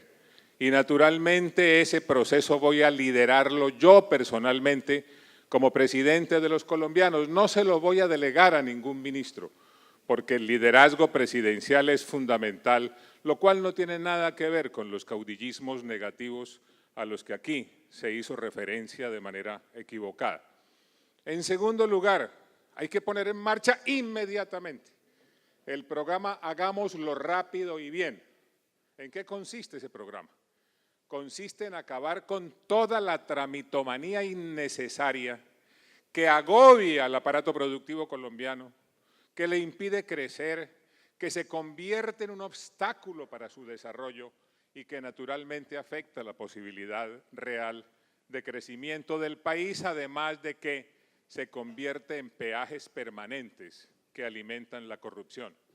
En tercer lugar, hay que bajar los impuestos, por supuesto que hay que bajarlos, pero no solamente bajar los impuestos, sino establecer una nueva estructura tributaria plana de tarifas bajas, que sea fácil desde el punto de vista del recaudo y que se convierta por esas características en un antídoto real contra la evasión. De otro lado, en el propósito de crecer rápidamente, hay que poner en marcha la política exterior de diplomacia para el crecimiento. En un mundo globalizado como el nuestro, en el cual se acabó la frontera entre lo nacional y lo internacional, toda vez que los grandes problemas nacionales son asuntos internacionales y los asuntos internacionales son a la vez grandes temas nacionales, todo el aparato exterior colombiano tiene que ponerse al servicio del objetivo de crecer rápidamente. Pero para lograr esto se requiere confianza, la confianza que había en el país y que se perdió. ¿Qué hay que hacer para recuperarla? En primer lugar, garantizar seguridad física. Y en esta materia lo que deseo es poner en marcha nuevamente todos los elementos y principios propios de la seguridad democrática con los ajustes que resulten necesarios. En segundo lugar, hay que acabar con los elementos de inseguridad que se han generado a raíz del acuerdo Santos-Timochenko. El primero de ellos es sacar ese acuerdo de la Constitución porque es una fuente de inseguridad jurídica. En segundo lugar, hay que impedir que el narcotráfico sea considerado como un delito conexo al delito político, porque eso es un pésimo mensaje para los colombianos y un muy mal mensaje internacional. En tercer lugar, hay que cambiar, derogar, reformar, lo que sea, cualquier punto del acuerdo que pueda poner en peligro la propiedad privada, porque la propiedad privada hay que garantizarla, defenderla, respetarla y preservarla. De otro lado, hay que cambiar sustancialmente la Jurisdicción Especial para la Paz. Yo me muero de la pena, pero la Jurisdicción Especial para la Paz arrasa con todos los principios que se han construido a lo largo de muchos años para garantizarle seguridad jurídica a los colombianos y, por el contrario, tal como está concebida, se puede convertir en un tribunal político revanchista. De otro lado, hay que garantizar nuevamente la vigencia de la independencia de los poderes, que se destruye con esa comisión que se inventaron paritaria entre el gobierno y las FARC para que tenga que pasar por ella todo aquello que posteriormente se convierta en ley de la República o en un decreto suscrito por el Ejecutivo. Esos son los cambios que hay que hacer. Y le respondo al señor ministro de Hacienda, que fue tan amable conmigo al mencionarme. Claro que Colombia es distinta. Claro que Colombia es distinta. Se quedó sin constitución por el acuerdo que se firmó con las FARC y hay que garantizarle certeza a la Constitución Nacional. ¿Qué otra cosa nos permite decir que Colombia es distinta hoy? Que el narcotraficante miembro de las FARC va a tener impunidad y eso no se puede permitir y eso hay que cambiarlo. ¿Por qué es distinta la Colombia a la que hizo referencia el señor ministro de Hacienda? Porque la propiedad privada quedó en peligro y la propiedad privada hay que garantizarla, defenderla y preservarla. La Colombia que yo quiero es totalmente distinta a la Colombia que pintó aquí el señor ministro de Hacienda. Muchas gracias. Muchas gracias. Senador Juan Manuel Galán. Muy buenos días, un saludo para Jorge Enrique Botero y agradecerle su invitación y a todos los asistentes. El lema de este Congreso es Colombia, un país más seguro. Yo estoy convencido que si nosotros queremos hacer de Colombia un país verdaderamente seguro, tenemos que romper con el principal lastre que tiene nuestro país para lograrlo. Y ese lastre se llama clientelismo. El clientelismo es el problema estructural y la corrupción es la palabra de moda, la palabra coyuntural. Pero mientras tengamos una sociedad en donde los más favorecidos y los menos favorecidos creen que para lograr una oportunidad se requiere una palanca, se requiere una influencia, se requiere financiar la campaña de un político o de un presidente para que de regreso le brinde una exención tributaria, ese nunca será un país seguro ni podrá ser una sociedad avanzada, progresista y equitativa. Yo lo que quiero construir para Colombia es un país de oportunidades, un país donde tengamos tres pilares fundamentales: una seguridad integral, no limitada a la fuerza pública, a las fuerzas militares y su presencia territorial, que es absolutamente vital y esencial, sino una seguridad que permita que el Estado llegue al nivel local y regional, que tengamos política social, servicios sociales, bienes públicos en el nivel territorial para dominar el territorio que no hemos podido dominar a lo largo de nuestra historia. Tenemos todavía una incapacidad de integrar el Estado, la nación y el territorio. Tenemos un gran territorio, pero tenemos un muy pequeño Estado que no logra llegar con los servicios mínimos de justicia, con el Estado social de derecho, con la política social. Tenemos que construir un modelo económico fundamentado en el crecimiento inclusivo, un crecimiento que no beneficie solamente a unos sectores, sino que beneficie a todos los sectores. Tenemos que lograr acceso también, y para eso yo propongo unas reformas al modelo político y unas reformas al modelo económico. En el modelo económico nosotros tenemos dos caminos: el camino que hemos seguido hace mucho tiempo, que es el camino de la coyuntura, de apagar el incendio del momento, de los choques externos que nos afectan y definen si acá en Colombia hay crecimiento o no hay crecimiento. Entonces nos toca rogarle a Dios todos los días que la tasa de cambio sea favorable, que los precios de los commodities, del petróleo, de la minería, de las flores, del café, se mantenga para saber si en este país crecemos a más de 5% y podemos empezar a reducir las tasas de desigualdad. Nosotros tenemos que ser dueños de los fundamentales de nuestra economía y de su crecimiento. No podemos ser presas de un crecimiento volátil, frágil y altamente dependiente de los choques externos. Para eso el único camino es trazar una estrategia de productividad, de innovación. Invertir en innovación y en productividad que nos va a permitir tener una oferta exportadora de alto valor agregado, insertarnos en las cadenas de valor a nivel internacional. Eso es absolutamente vital si queremos además que nuestra clase media, que es una gran conquista que ha tenido este país en los últimos años, no pierda esas ganancias que ha obtenido en los últimos años. El 40% de la clase media colombiana está en serio riesgo de volver a caer en la informalidad. Y la informalidad sí que es un reto y un desafío para la economía colombiana gigantesco. El 99% de las empresas en Colombia son micro, pequeñas y medianas empresas. El 50% está en la informalidad. No accede a crédito, no accede a asistencia técnica, pero además menos puede acceder a una pensión. Si algo representa, encarna la desigualdad y la injusticia en nuestro país, es el sistema pensional y la posibilidad de acceso a una pensión, especialmente en las áreas rurales. En las zonas rurales, una mujer campesina tiene 0 probabilidades de acceder a una pensión. Y en la medida en que la población se nos está envejeciendo cada vez más, pues esa población envejecida tiene menos capacidad y menos posibilidades de acceder a una pensión. Tenemos que establecer en nuestra economía una libre competencia. Nuestra economía está llena de posiciones dominantes y de monopolios. Si algo quedó en evidencia con la huelga del servicio aéreo de una empresa en Colombia, es el estado monopólico de posiciones dominantes que hay en diversos sectores de la economía.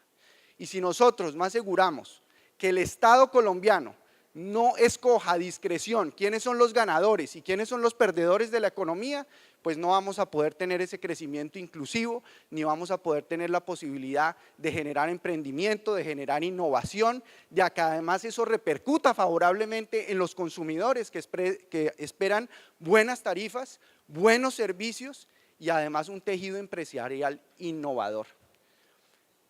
El clientelismo no solamente afecta al sector político, no solamente son los puestos, como la gente cree.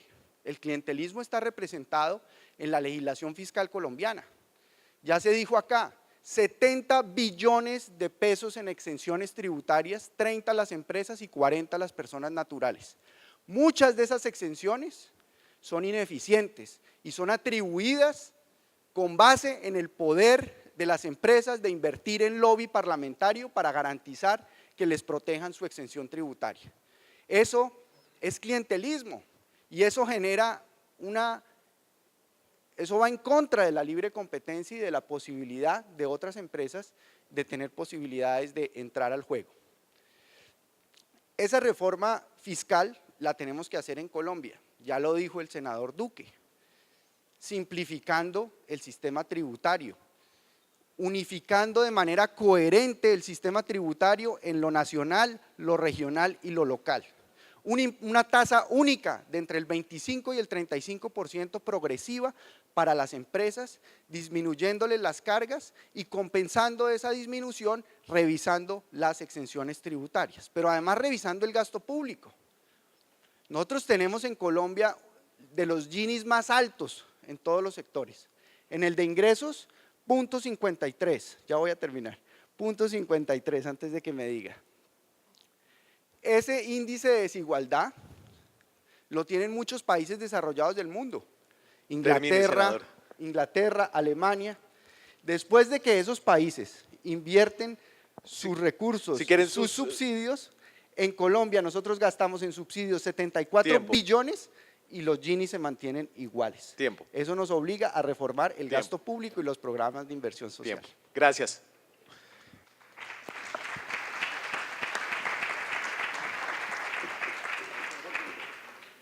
Rafael Nieto Loaiza, precandidato del Centro Democrático. Doctor Jorge Humberto, a la gente de FASECOL, a todos ustedes, muchísimas gracias por estar aquí acompañándonos en esta discusión. Varios puntos. Yo creo que la queja sistemática que encuentra uno hoy recorriendo el país es la de que hemos perdido el rumbo y la esperanza y que la gente necesita recuperar la idea de que Colombia va de nuevo por el camino correcto y que tenemos todos una esperanza de una sociedad más justa, más segura y más próspera. Para ello tenemos que trabajar en varias vías. La primera, hay que volverle a dar a la democracia y a las instituciones de la República el valor que tiene. Nunca más debería volver a ocurrir en nuestro país aquello que ocurrió con ocasión del plebiscito, que gana una mayoría y después le hacen conejo al triunfo de la voluntad popular, así fuera por un escaso margen. Después, hay que modificar los acuerdos con las FARC. Yo no estoy en la idea de que haya que dinamitar ese acuerdo, me parece mejor que esos 9.000 bandidos dejen de matar, pero no es menos cierto que ahí en ese pacto se establecieron un conjunto de privilegios, beneficios y prerrogativas para los miembros de las FARC que los ciudadanos de bien que nunca hemos delinquido no tenemos. La ruptura del principio de igualdad frente a la ley para favorecer a los criminales es inaceptable en un Estado de Derecho. Así que hay que hacer un conjunto de modificaciones a ese acuerdo. Lo primero es que hay que sacar el acuerdo de la Constitución para recuperar la Constitución del 91. Lo segundo es que hay que acabar el cogobierno de las FARC, que hoy tienen por tarea darle el visto bueno previo a todo proyecto de reforma a la Constitución, reforma a la ley o de decreto que desarrolle los acuerdos. Lo tercero, cambiar todos aquellos aspectos que terminan premiando al delincuente por encima del ciudadano de bien. Lo cuarto, desmontar el sistema de incentivos perversos al narcotráfico que está en ese pacto y que ha generado el mar de coca del que hablaré más adelante. Y por último, hay que rescatar de manera definitiva la propiedad privada y eliminar todas las amenazas para la propiedad privada que están en ese pacto.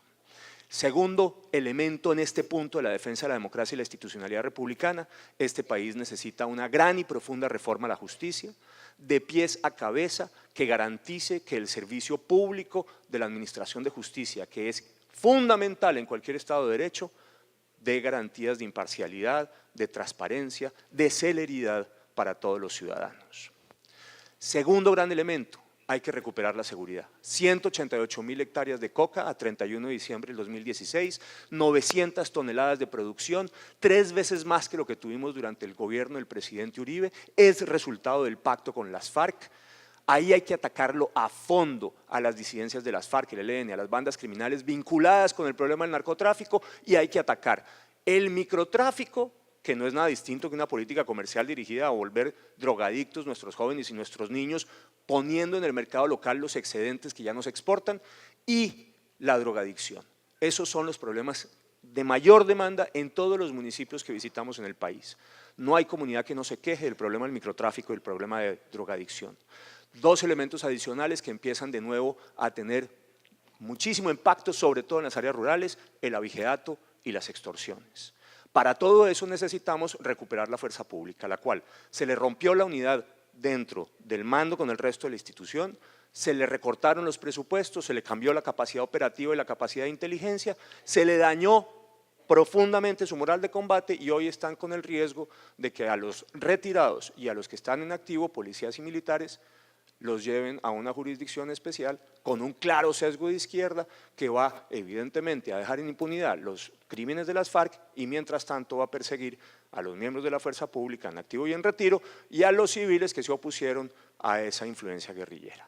Tercer punto, lucha contra la corrupción. Ese es un desafío inaplazable. Uno tiene la sensación de que no hay parte del cuerpo del Estado colombiano donde uno apriete y no haya una pústula y reviente la pus.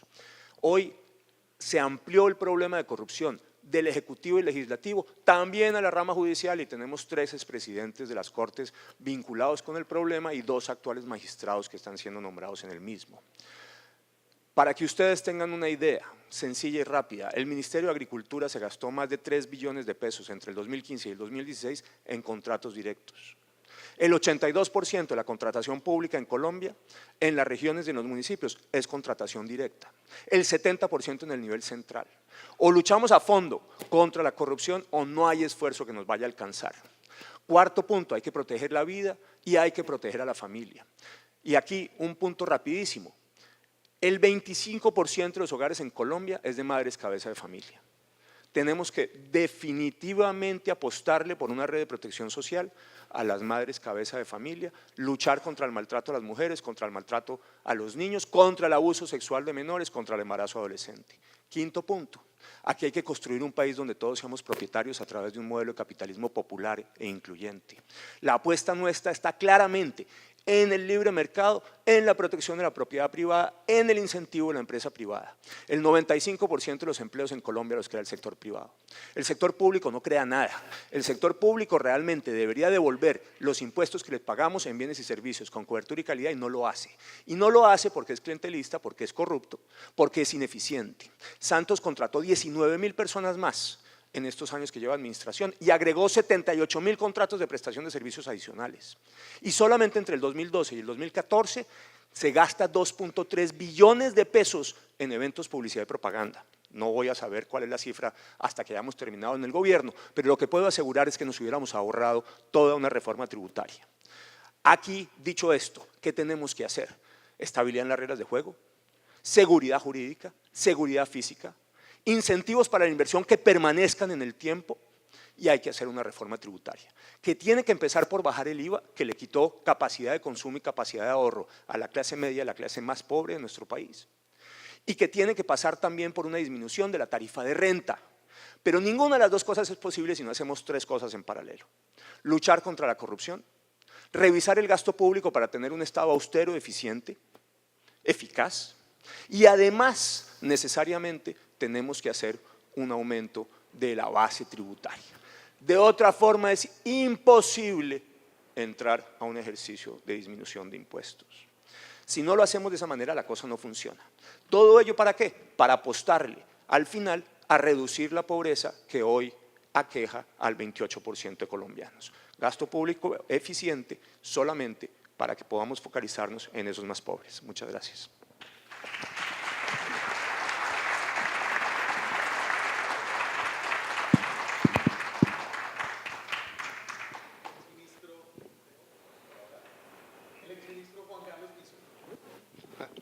Muchas gracias, Daniel, muy amable.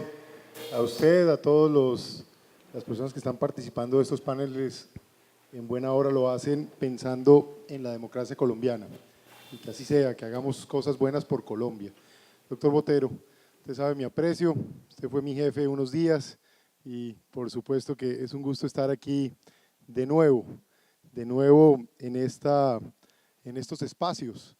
Fasecolda lo conocemos y conocemos muchas de las personas que han trabajado en el sector por muchos años y sé que son gente que hace patria, que contribuye a que el país se mueva. Y ojo, el sector asegurador le tocó tomar decisiones que ahora parecen fáciles, devolvámonos 10, 15, 20 años a ver cómo era hacer negocios de seguros en Colombia, un país que prácticamente nadie quería reasegurar. Así que en buena hora, aquí estamos en tiempo de innovación y en tiempo de movernos pensando en el futuro. Debo decir que yo estoy en esto por primera vez en la vida. Yo nunca había hecho política, no he sido senador, no he sido congresista, alcalde, candidato, no he cambiado de partido 5 veces, nada de esas cosas. Yo he tomado la decisión de participar en esto por amor a este país. Por eso nos fuimos por este movimiento de firmas que se llama Ante Todo Colombia, porque hay que colocar a Colombia por encima de cualquier consideración, porque la patria está primero, porque no podemos seguir en este tema en donde cada quien tira para su lado, cada quien jala de la manera que más le conviene, un directorio va por un lado, otro sector va por otro lado, y nadie está pensando como debe ser en el país. Estoy en esto porque yo vi morir mis soldados, mis policías, vi que perdieron sus piernas, y lo hacían porque el país tenía que estar mejor, porque teníamos que hacer de Colombia una mejor, no esto que está pasando, que después de varios años de progreso hemos entrado en una etapa de declive, de estancamiento si se quiere. Por eso siento el deber de estar aquí, de participar, de decirle a ustedes los colombianos que seguramente nos sentimos interpretados, que ustedes quieren que el país cambie, yo también quiero que el país cambie, el país necesita cambio, cambio generacional, cambio de costumbres políticas, cambio de clase. Me siento orgulloso de la familia de la que vengo. El país necesita gente diferente en esto, pero es cambio con experiencia, porque no es hablar solamente para agradar, no es hablar de cosas que la gente quiere decir, pero nunca ha hecho. El país sí lo hemos hecho bien, 15 años. Ahí hemos estado participando, haciendo que pasen cosas, en lo económico, en materia de seguridad, en materia de las relaciones internacionales. En esa perspectiva, hay 3 preocupaciones que así como soy de optimista y de convencido de que Colombia es un país maravilloso, que puede llegar lejos, me han preocupado. La primera, la sensación de impunidad generalizada, que va desde el delito menor en las calles de cualquier ciudad o pueblo, ese microtráfico y narcotráfico que se tomó Colombia, lo advertimos y ocurrió. Logramos en nuestro tiempo las cifras más bajas de producción de coca y cocaína en Colombia, no nos hicieron más caso, mire dónde terminamos, microtráfico tomando el país, la sensación de criminalidad. No hay duda, el proceso de paz elevó la sensación de impunidad por el tema que la paz se trataba era que se absorbieran estas personas a la sociedad y quedaran con iguales derechos, no que quedaran con más beneficios que el resto de Colombia. Y ahí hay toda una confusión. 2, el estancamiento económico. Me preocupa sobremanera el estancamiento económico.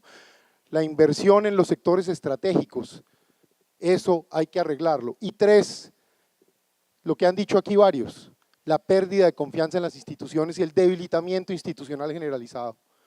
Muy preocupante, porque entonces empieza a haber anarquía, cada quien tira para su lado y el país se nos está yendo entre las manos y quién está aprovechando de todo este descuaderne. Los sectores que quieren llevar un salto al vacío, que solo gritan, hablan duro, se quejan de todo y quieren es llevar a Colombia a un salto al vacío. Eso no es cambio, eso es llevar al país al acabose. Por eso estamos aquí. Tenemos una agenda, una visión de una Colombia potencia, de una Colombia potencia latinoamericana, de una Colombia importante en materia de tecnología en América Latina para el 2030, una Colombia que es potencia verde por naturaleza y que puede moverse hacia el futuro con nuevas fuentes de energía y demás en ese momento.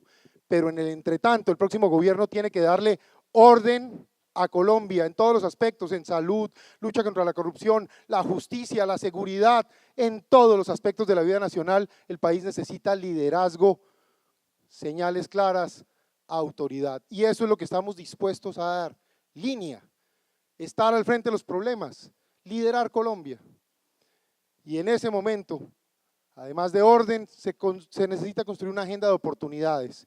Y ahí tenemos 6 ejes temáticos. Detrás de cada uno hay un detalle, hay metas, hay programas, hay experiencia de cómo hacer esto nacional e internacional. Esos 6 temas son: seguridad sin impunidad, Colombia paraíso para la inversión y la generación de empleo, y eso implica medidas fiscales, medidas de motivación y promoción de la inversión que explicaremos seguramente en una pregunta subsiguiente. Humanización de la salud, salud digna. Ahí tenemos un problema y un gran problema financiero. 4, educación para el trabajo y la tecnología con valores. 5, lucha sin cuartel contra la corrupción, sin gritar, sin llamar a todo el mundo corrupto, metiendo a los bandidos a la cárcel. Nosotros, yo sé romperle el espinazo a organizaciones criminales, de eso sí que sé. Y lo vamos a hacer con toda claridad con las organizaciones criminales de la corrupción. Pero ojo, todo lo que se ha destapado son los Estados Unidos los que nos hicieron ayudar para que esto pase. Todo lo que se sabe hoy es por ellos. Allá estaba yo trabajando precisamente con esas agencias. Soy la persona que puede mantener ese trabajo con esa claridad. Y 6, elevar el rol de la mujer. Elevar el rol de la mujer en los asuntos de productividad y desarrollo económico y social. Bien explicó Rafael Nieto, me gustó mucho eso, Rafa. Todo este tema de las madres cabezas de familia requieren un esfuerzo nacional de educación y de oportunidad. Usted le dio 12 segundos, 13 segundos en promedio a todo el mundo de más. Venga, yo acepto parar aquí, pero y eso es verdad. arranco con usted, bueno, no con quito, usted de una vez. Daniel, no quito más tiempo. De verdad, gracias por la oportunidad de aquí estamos. Y la contrapregunta va con usted, gracias. De antemano, me disculpo con ustedes, les voy a tener que quitar un par de minutos de su respuesta aquí por instrucciones del gran jefe, porque los señores que están aquí, las señoras que están acá se tienen que ir a hacer su checkout, entonces van a tener 3 minutos para la respuesta. Yo quería entender, embajador, también embajador, siempre embajador, usted en su intervención y saber usted qué piensa, cómo se desarrolla el futuro del acuerdo que firmó el presidente Juan Manuel Santos. El tema del acuerdo de paz. Yo pensé que me iba a preguntar del tema económico. Hay otra ronda, ¿cierto? No, señor. ¿No hay? Ok, si entonces… quiere, responda, no me responda y te responde el tema económico. No, voy a tratar de hacer las dos cosas. Mire, en el tema del acuerdo, llegar a una negociación fue una decisión de todos los gobiernos. Yo participé, fui el viceministro de Defensa del presidente Uribe cuando dimos los grandes golpes y fui responsable de ser la parte civil en estructurar esas capacidades. Eso me tocó a mí, lo digo con respeto. Poco contaba yo de eso, pero es la verdad. Y siempre el objetivo fue golpear para hacer una negociación, golpear para que el país terminara en paz. Lo que a mí no me gustó fue la forma como se negoció, y lo dije dentro del gobierno y lo dije públicamente. No estuve de acuerdo con desacelerar la lucha contra el narcotráfico, no estuve de acuerdo con debilitar la acción militar, por eso decían que yo era una piedra en el zapato y que me iba a tirar el proceso de paz, perdónenme el español. Decían que porque yo me opuse a sacar a los cabecillas de las FARC, entonces yo era todo un problema. Usted era periodista y me entrevistaba en ese tiempo, Daniel, y salía por todas partes. La verdad era que lo que queríamos era que se hiciera una negociación desde la fortaleza, desde la firmeza. Y ya con lo que hay, mire, hay decisiones que uno no puede andar echando reversa a la historia. Yo no quiero volver a repetir los escenarios que sí me tocó vivir. Hay gente que habla con fuerza, pero hay que ver cómo es que uno tiene que tener la talla de los pantalones para tomar las decisiones que sí toca. Perdónenme que lo diga de esa manera. Y resulta que yo no creo que sea buena idea devolverse, pero sí creo que hay que exigir y estar dispuesto a usar la fuerza legítima del Estado con la contundencia que sea necesario cuando toca. Entonces yo no acepto estas burlas que han venido pasando. Esto que yo tengo certeza, que las FARC tienen plata en Venezuela, lo sé, por obvias razones. Que las FARC tienen propiedades en Venezuela, lo sé. Lo de las caletas que me criticó tanto el gobierno porque les dije, hombre, hay caletas. Mire, todos los días el ejército encuentra una caleta nueva. No lo digo yo, lo dicen los comunicados de prensa del Ministerio de Defensa y el mentiroso es uno. Entonces yo lo que sí no permitiré es que haya una burla, exigiré. Y hay dos cosas que debo modificar en eso si queremos que el país avance. El tema de la justicia especial, yo no estuve de acuerdo con que hubiera dos tribunales, ustedes con un solo tribunal, Rafa estaba en eso conmigo, tenía que haber dos tribunales. Yo fui el que pedí que los agentes del Estado tuvieran beneficios por primera vez en este acuerdo de paz, fui yo, pero no en un solo tribunal, porque un solo tribunal lo que está causando es esta confusión, enredo y posturas ideológicas que hacen generar incertidumbre en el país. Y la otra parte es el cogobierno en las regiones. A las FARC se le otorgó, con el tema de los PEDETs y con el tema del CICIBI, un poder que nunca tuvieron, que nunca soñaron, que es básicamente cogobernar con el país. No estoy de acuerdo con eso.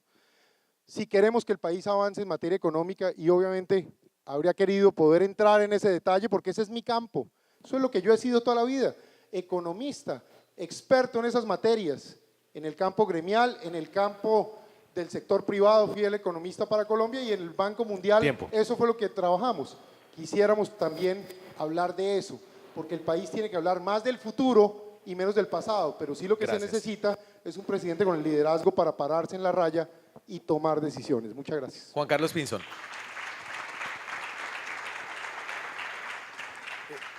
Rafael, de su intervención, a ver, se pueden lanzar muchas propuestas de campaña simultáneamente. Cuando se llega a gobernar hay que priorizar. Me gustaría entender un poco su lista de prioridades a partir de ese programa que usted esbozó.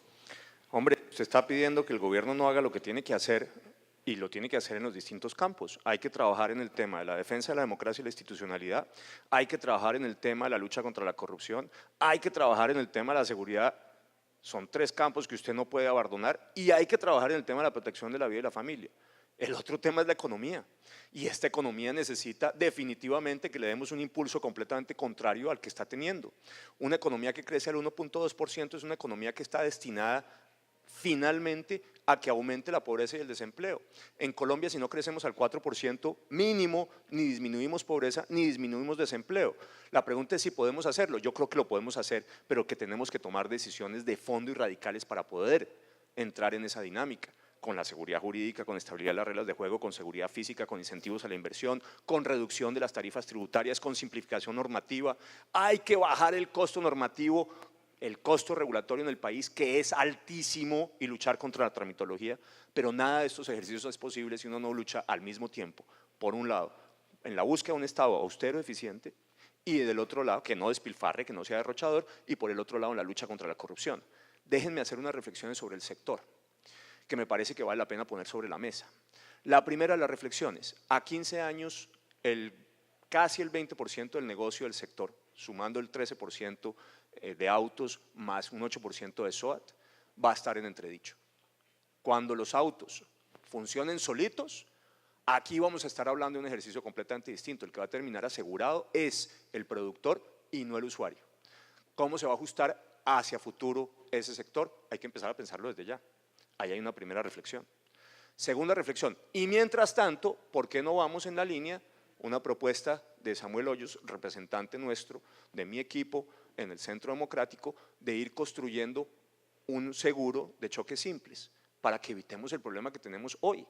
El promedio de llegada de una policía a resolver un choque es casi de hora y media, con 2 policías y con un problema de tráfico enorme. A mí me parece que esa es una buena opción para pensar en el desarrollo del sector hacia adelante. Tercer problema que quiero plantear sobre el sector: ¿por qué no pensamos en microseguros de riesgos profesionales para el sector rural? En lugar de que las personas tengan que estar afiliadas a una ARP, lo que se está generando al igualar el régimen laboral en las ciudades y en el campo es informalidad. En realidad lo que pasa es que ese trabajador no entra al sistema formal, porque no pensamos que, al menos en lo que hace a riesgos profesionales, podamos tener microseguros en el sector. Una propuesta adicional para pensar en el tema de salud. Yo sé que es polémica, pero vale la pena pensarla. Hoy el problema de fondo es que usted tiene una afiliación a EPS y no puede ir sino a las IPS que están asociadas a esa EPS. Hagámoslo distinto, usted se asegura una EPS y déle libertad completa al ciudadano para que escoja al usuario cualquier IPS. Ahí usted genera calidad y disminuye costos de manera sustantiva. Muchas gracias. El aseguramiento de logaritmos puede ser un debate. Hola, hola. Juan Manuel, la independencia de los choques externos es un reto en una economía globalizada. ¿Cómo mantener unos mercados abiertos y al mismo tiempo estar blindados de choques externos? Bueno, la primera intervención que hice me concentré mucho en los temas económicos y me faltó el modelo político del que quería hablar también. Pero para responder su pregunta, la apuesta por la productividad es absolutamente definitiva y por la disminución de la informalidad. Esa política tiene que ir atada a una política, reitero, en donde los ciudadanos, los políticos, los funcionarios públicos no piensen que se trata de hacer favores y de hacer transacciones personales a bien quién me trae la influencia de quién para lograr una oportunidad, sino que transformemos la mentalidad del favor en la mentalidad del derecho.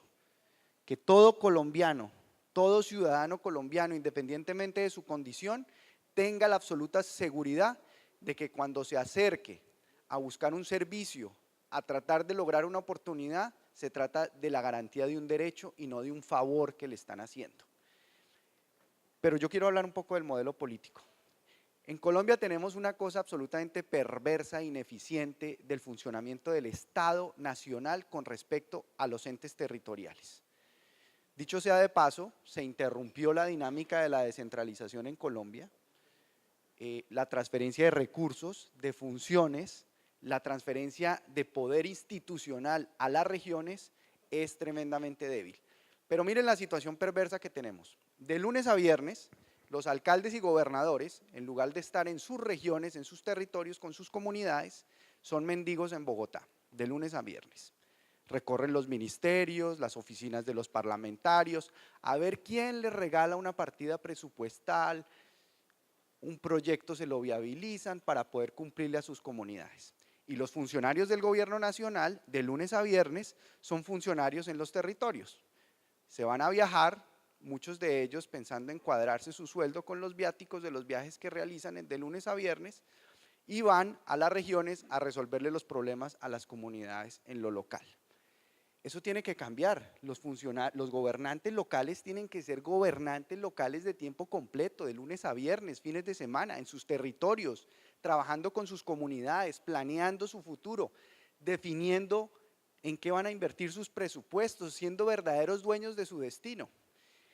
Y los funcionarios del orden nacional tienen que cumplir su función, muchos de ellos técnicos. Yo no descalifico a los técnicos, hay gente que descalifica a los técnicos y dice esos yuppies de Bogotá, de las universidades tales o cuales que no sirven para nada porque no tienen ni idea de lo que es la realidad nacional. No, tienen conocimiento, han tenido oportunidades de formarse y eso es un valor agregado para la administración pública muy importante. Pero los mandatarios locales les tenemos que dar todas las herramientas y las posibilidades de gobernar a cabalidad en sus territorios y en sus comunidades, siendo dueños de su destino. Esa es una transformación que en mi gobierno me propongo adelantar. Muchas gracias.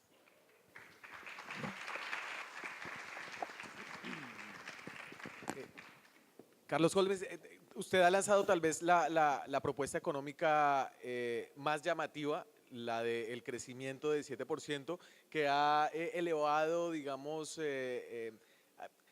la Junta del Banco Central piensa que el potencial de la economía colombiana está más o menos entre el 2,5 y el 3,3%. ¿Cómo lograr ese crecimiento sin un Estado con una economía planeada a nivel central y en un mercado libre donde se respeta la propiedad privada?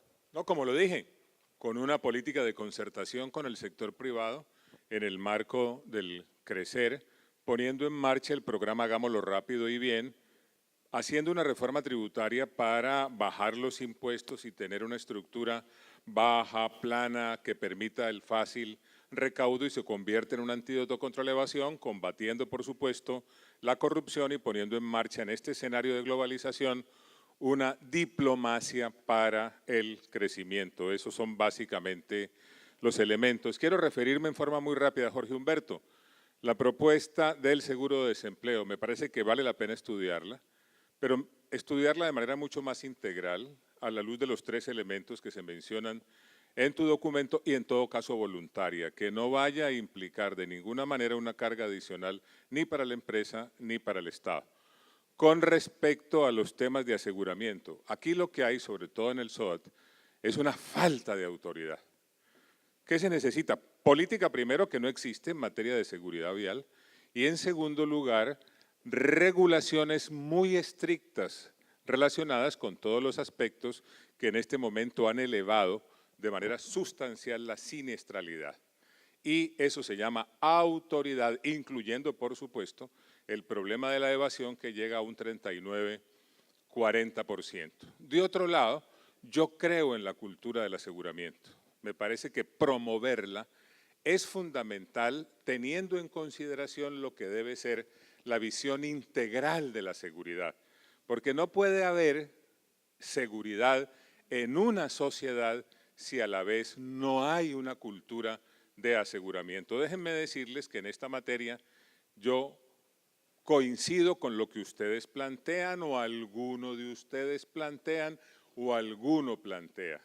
Es mucho mejor tener un seguro y no necesitarlo que necesitar el seguro y no tenerlo. Mucha suerte en sus actividades.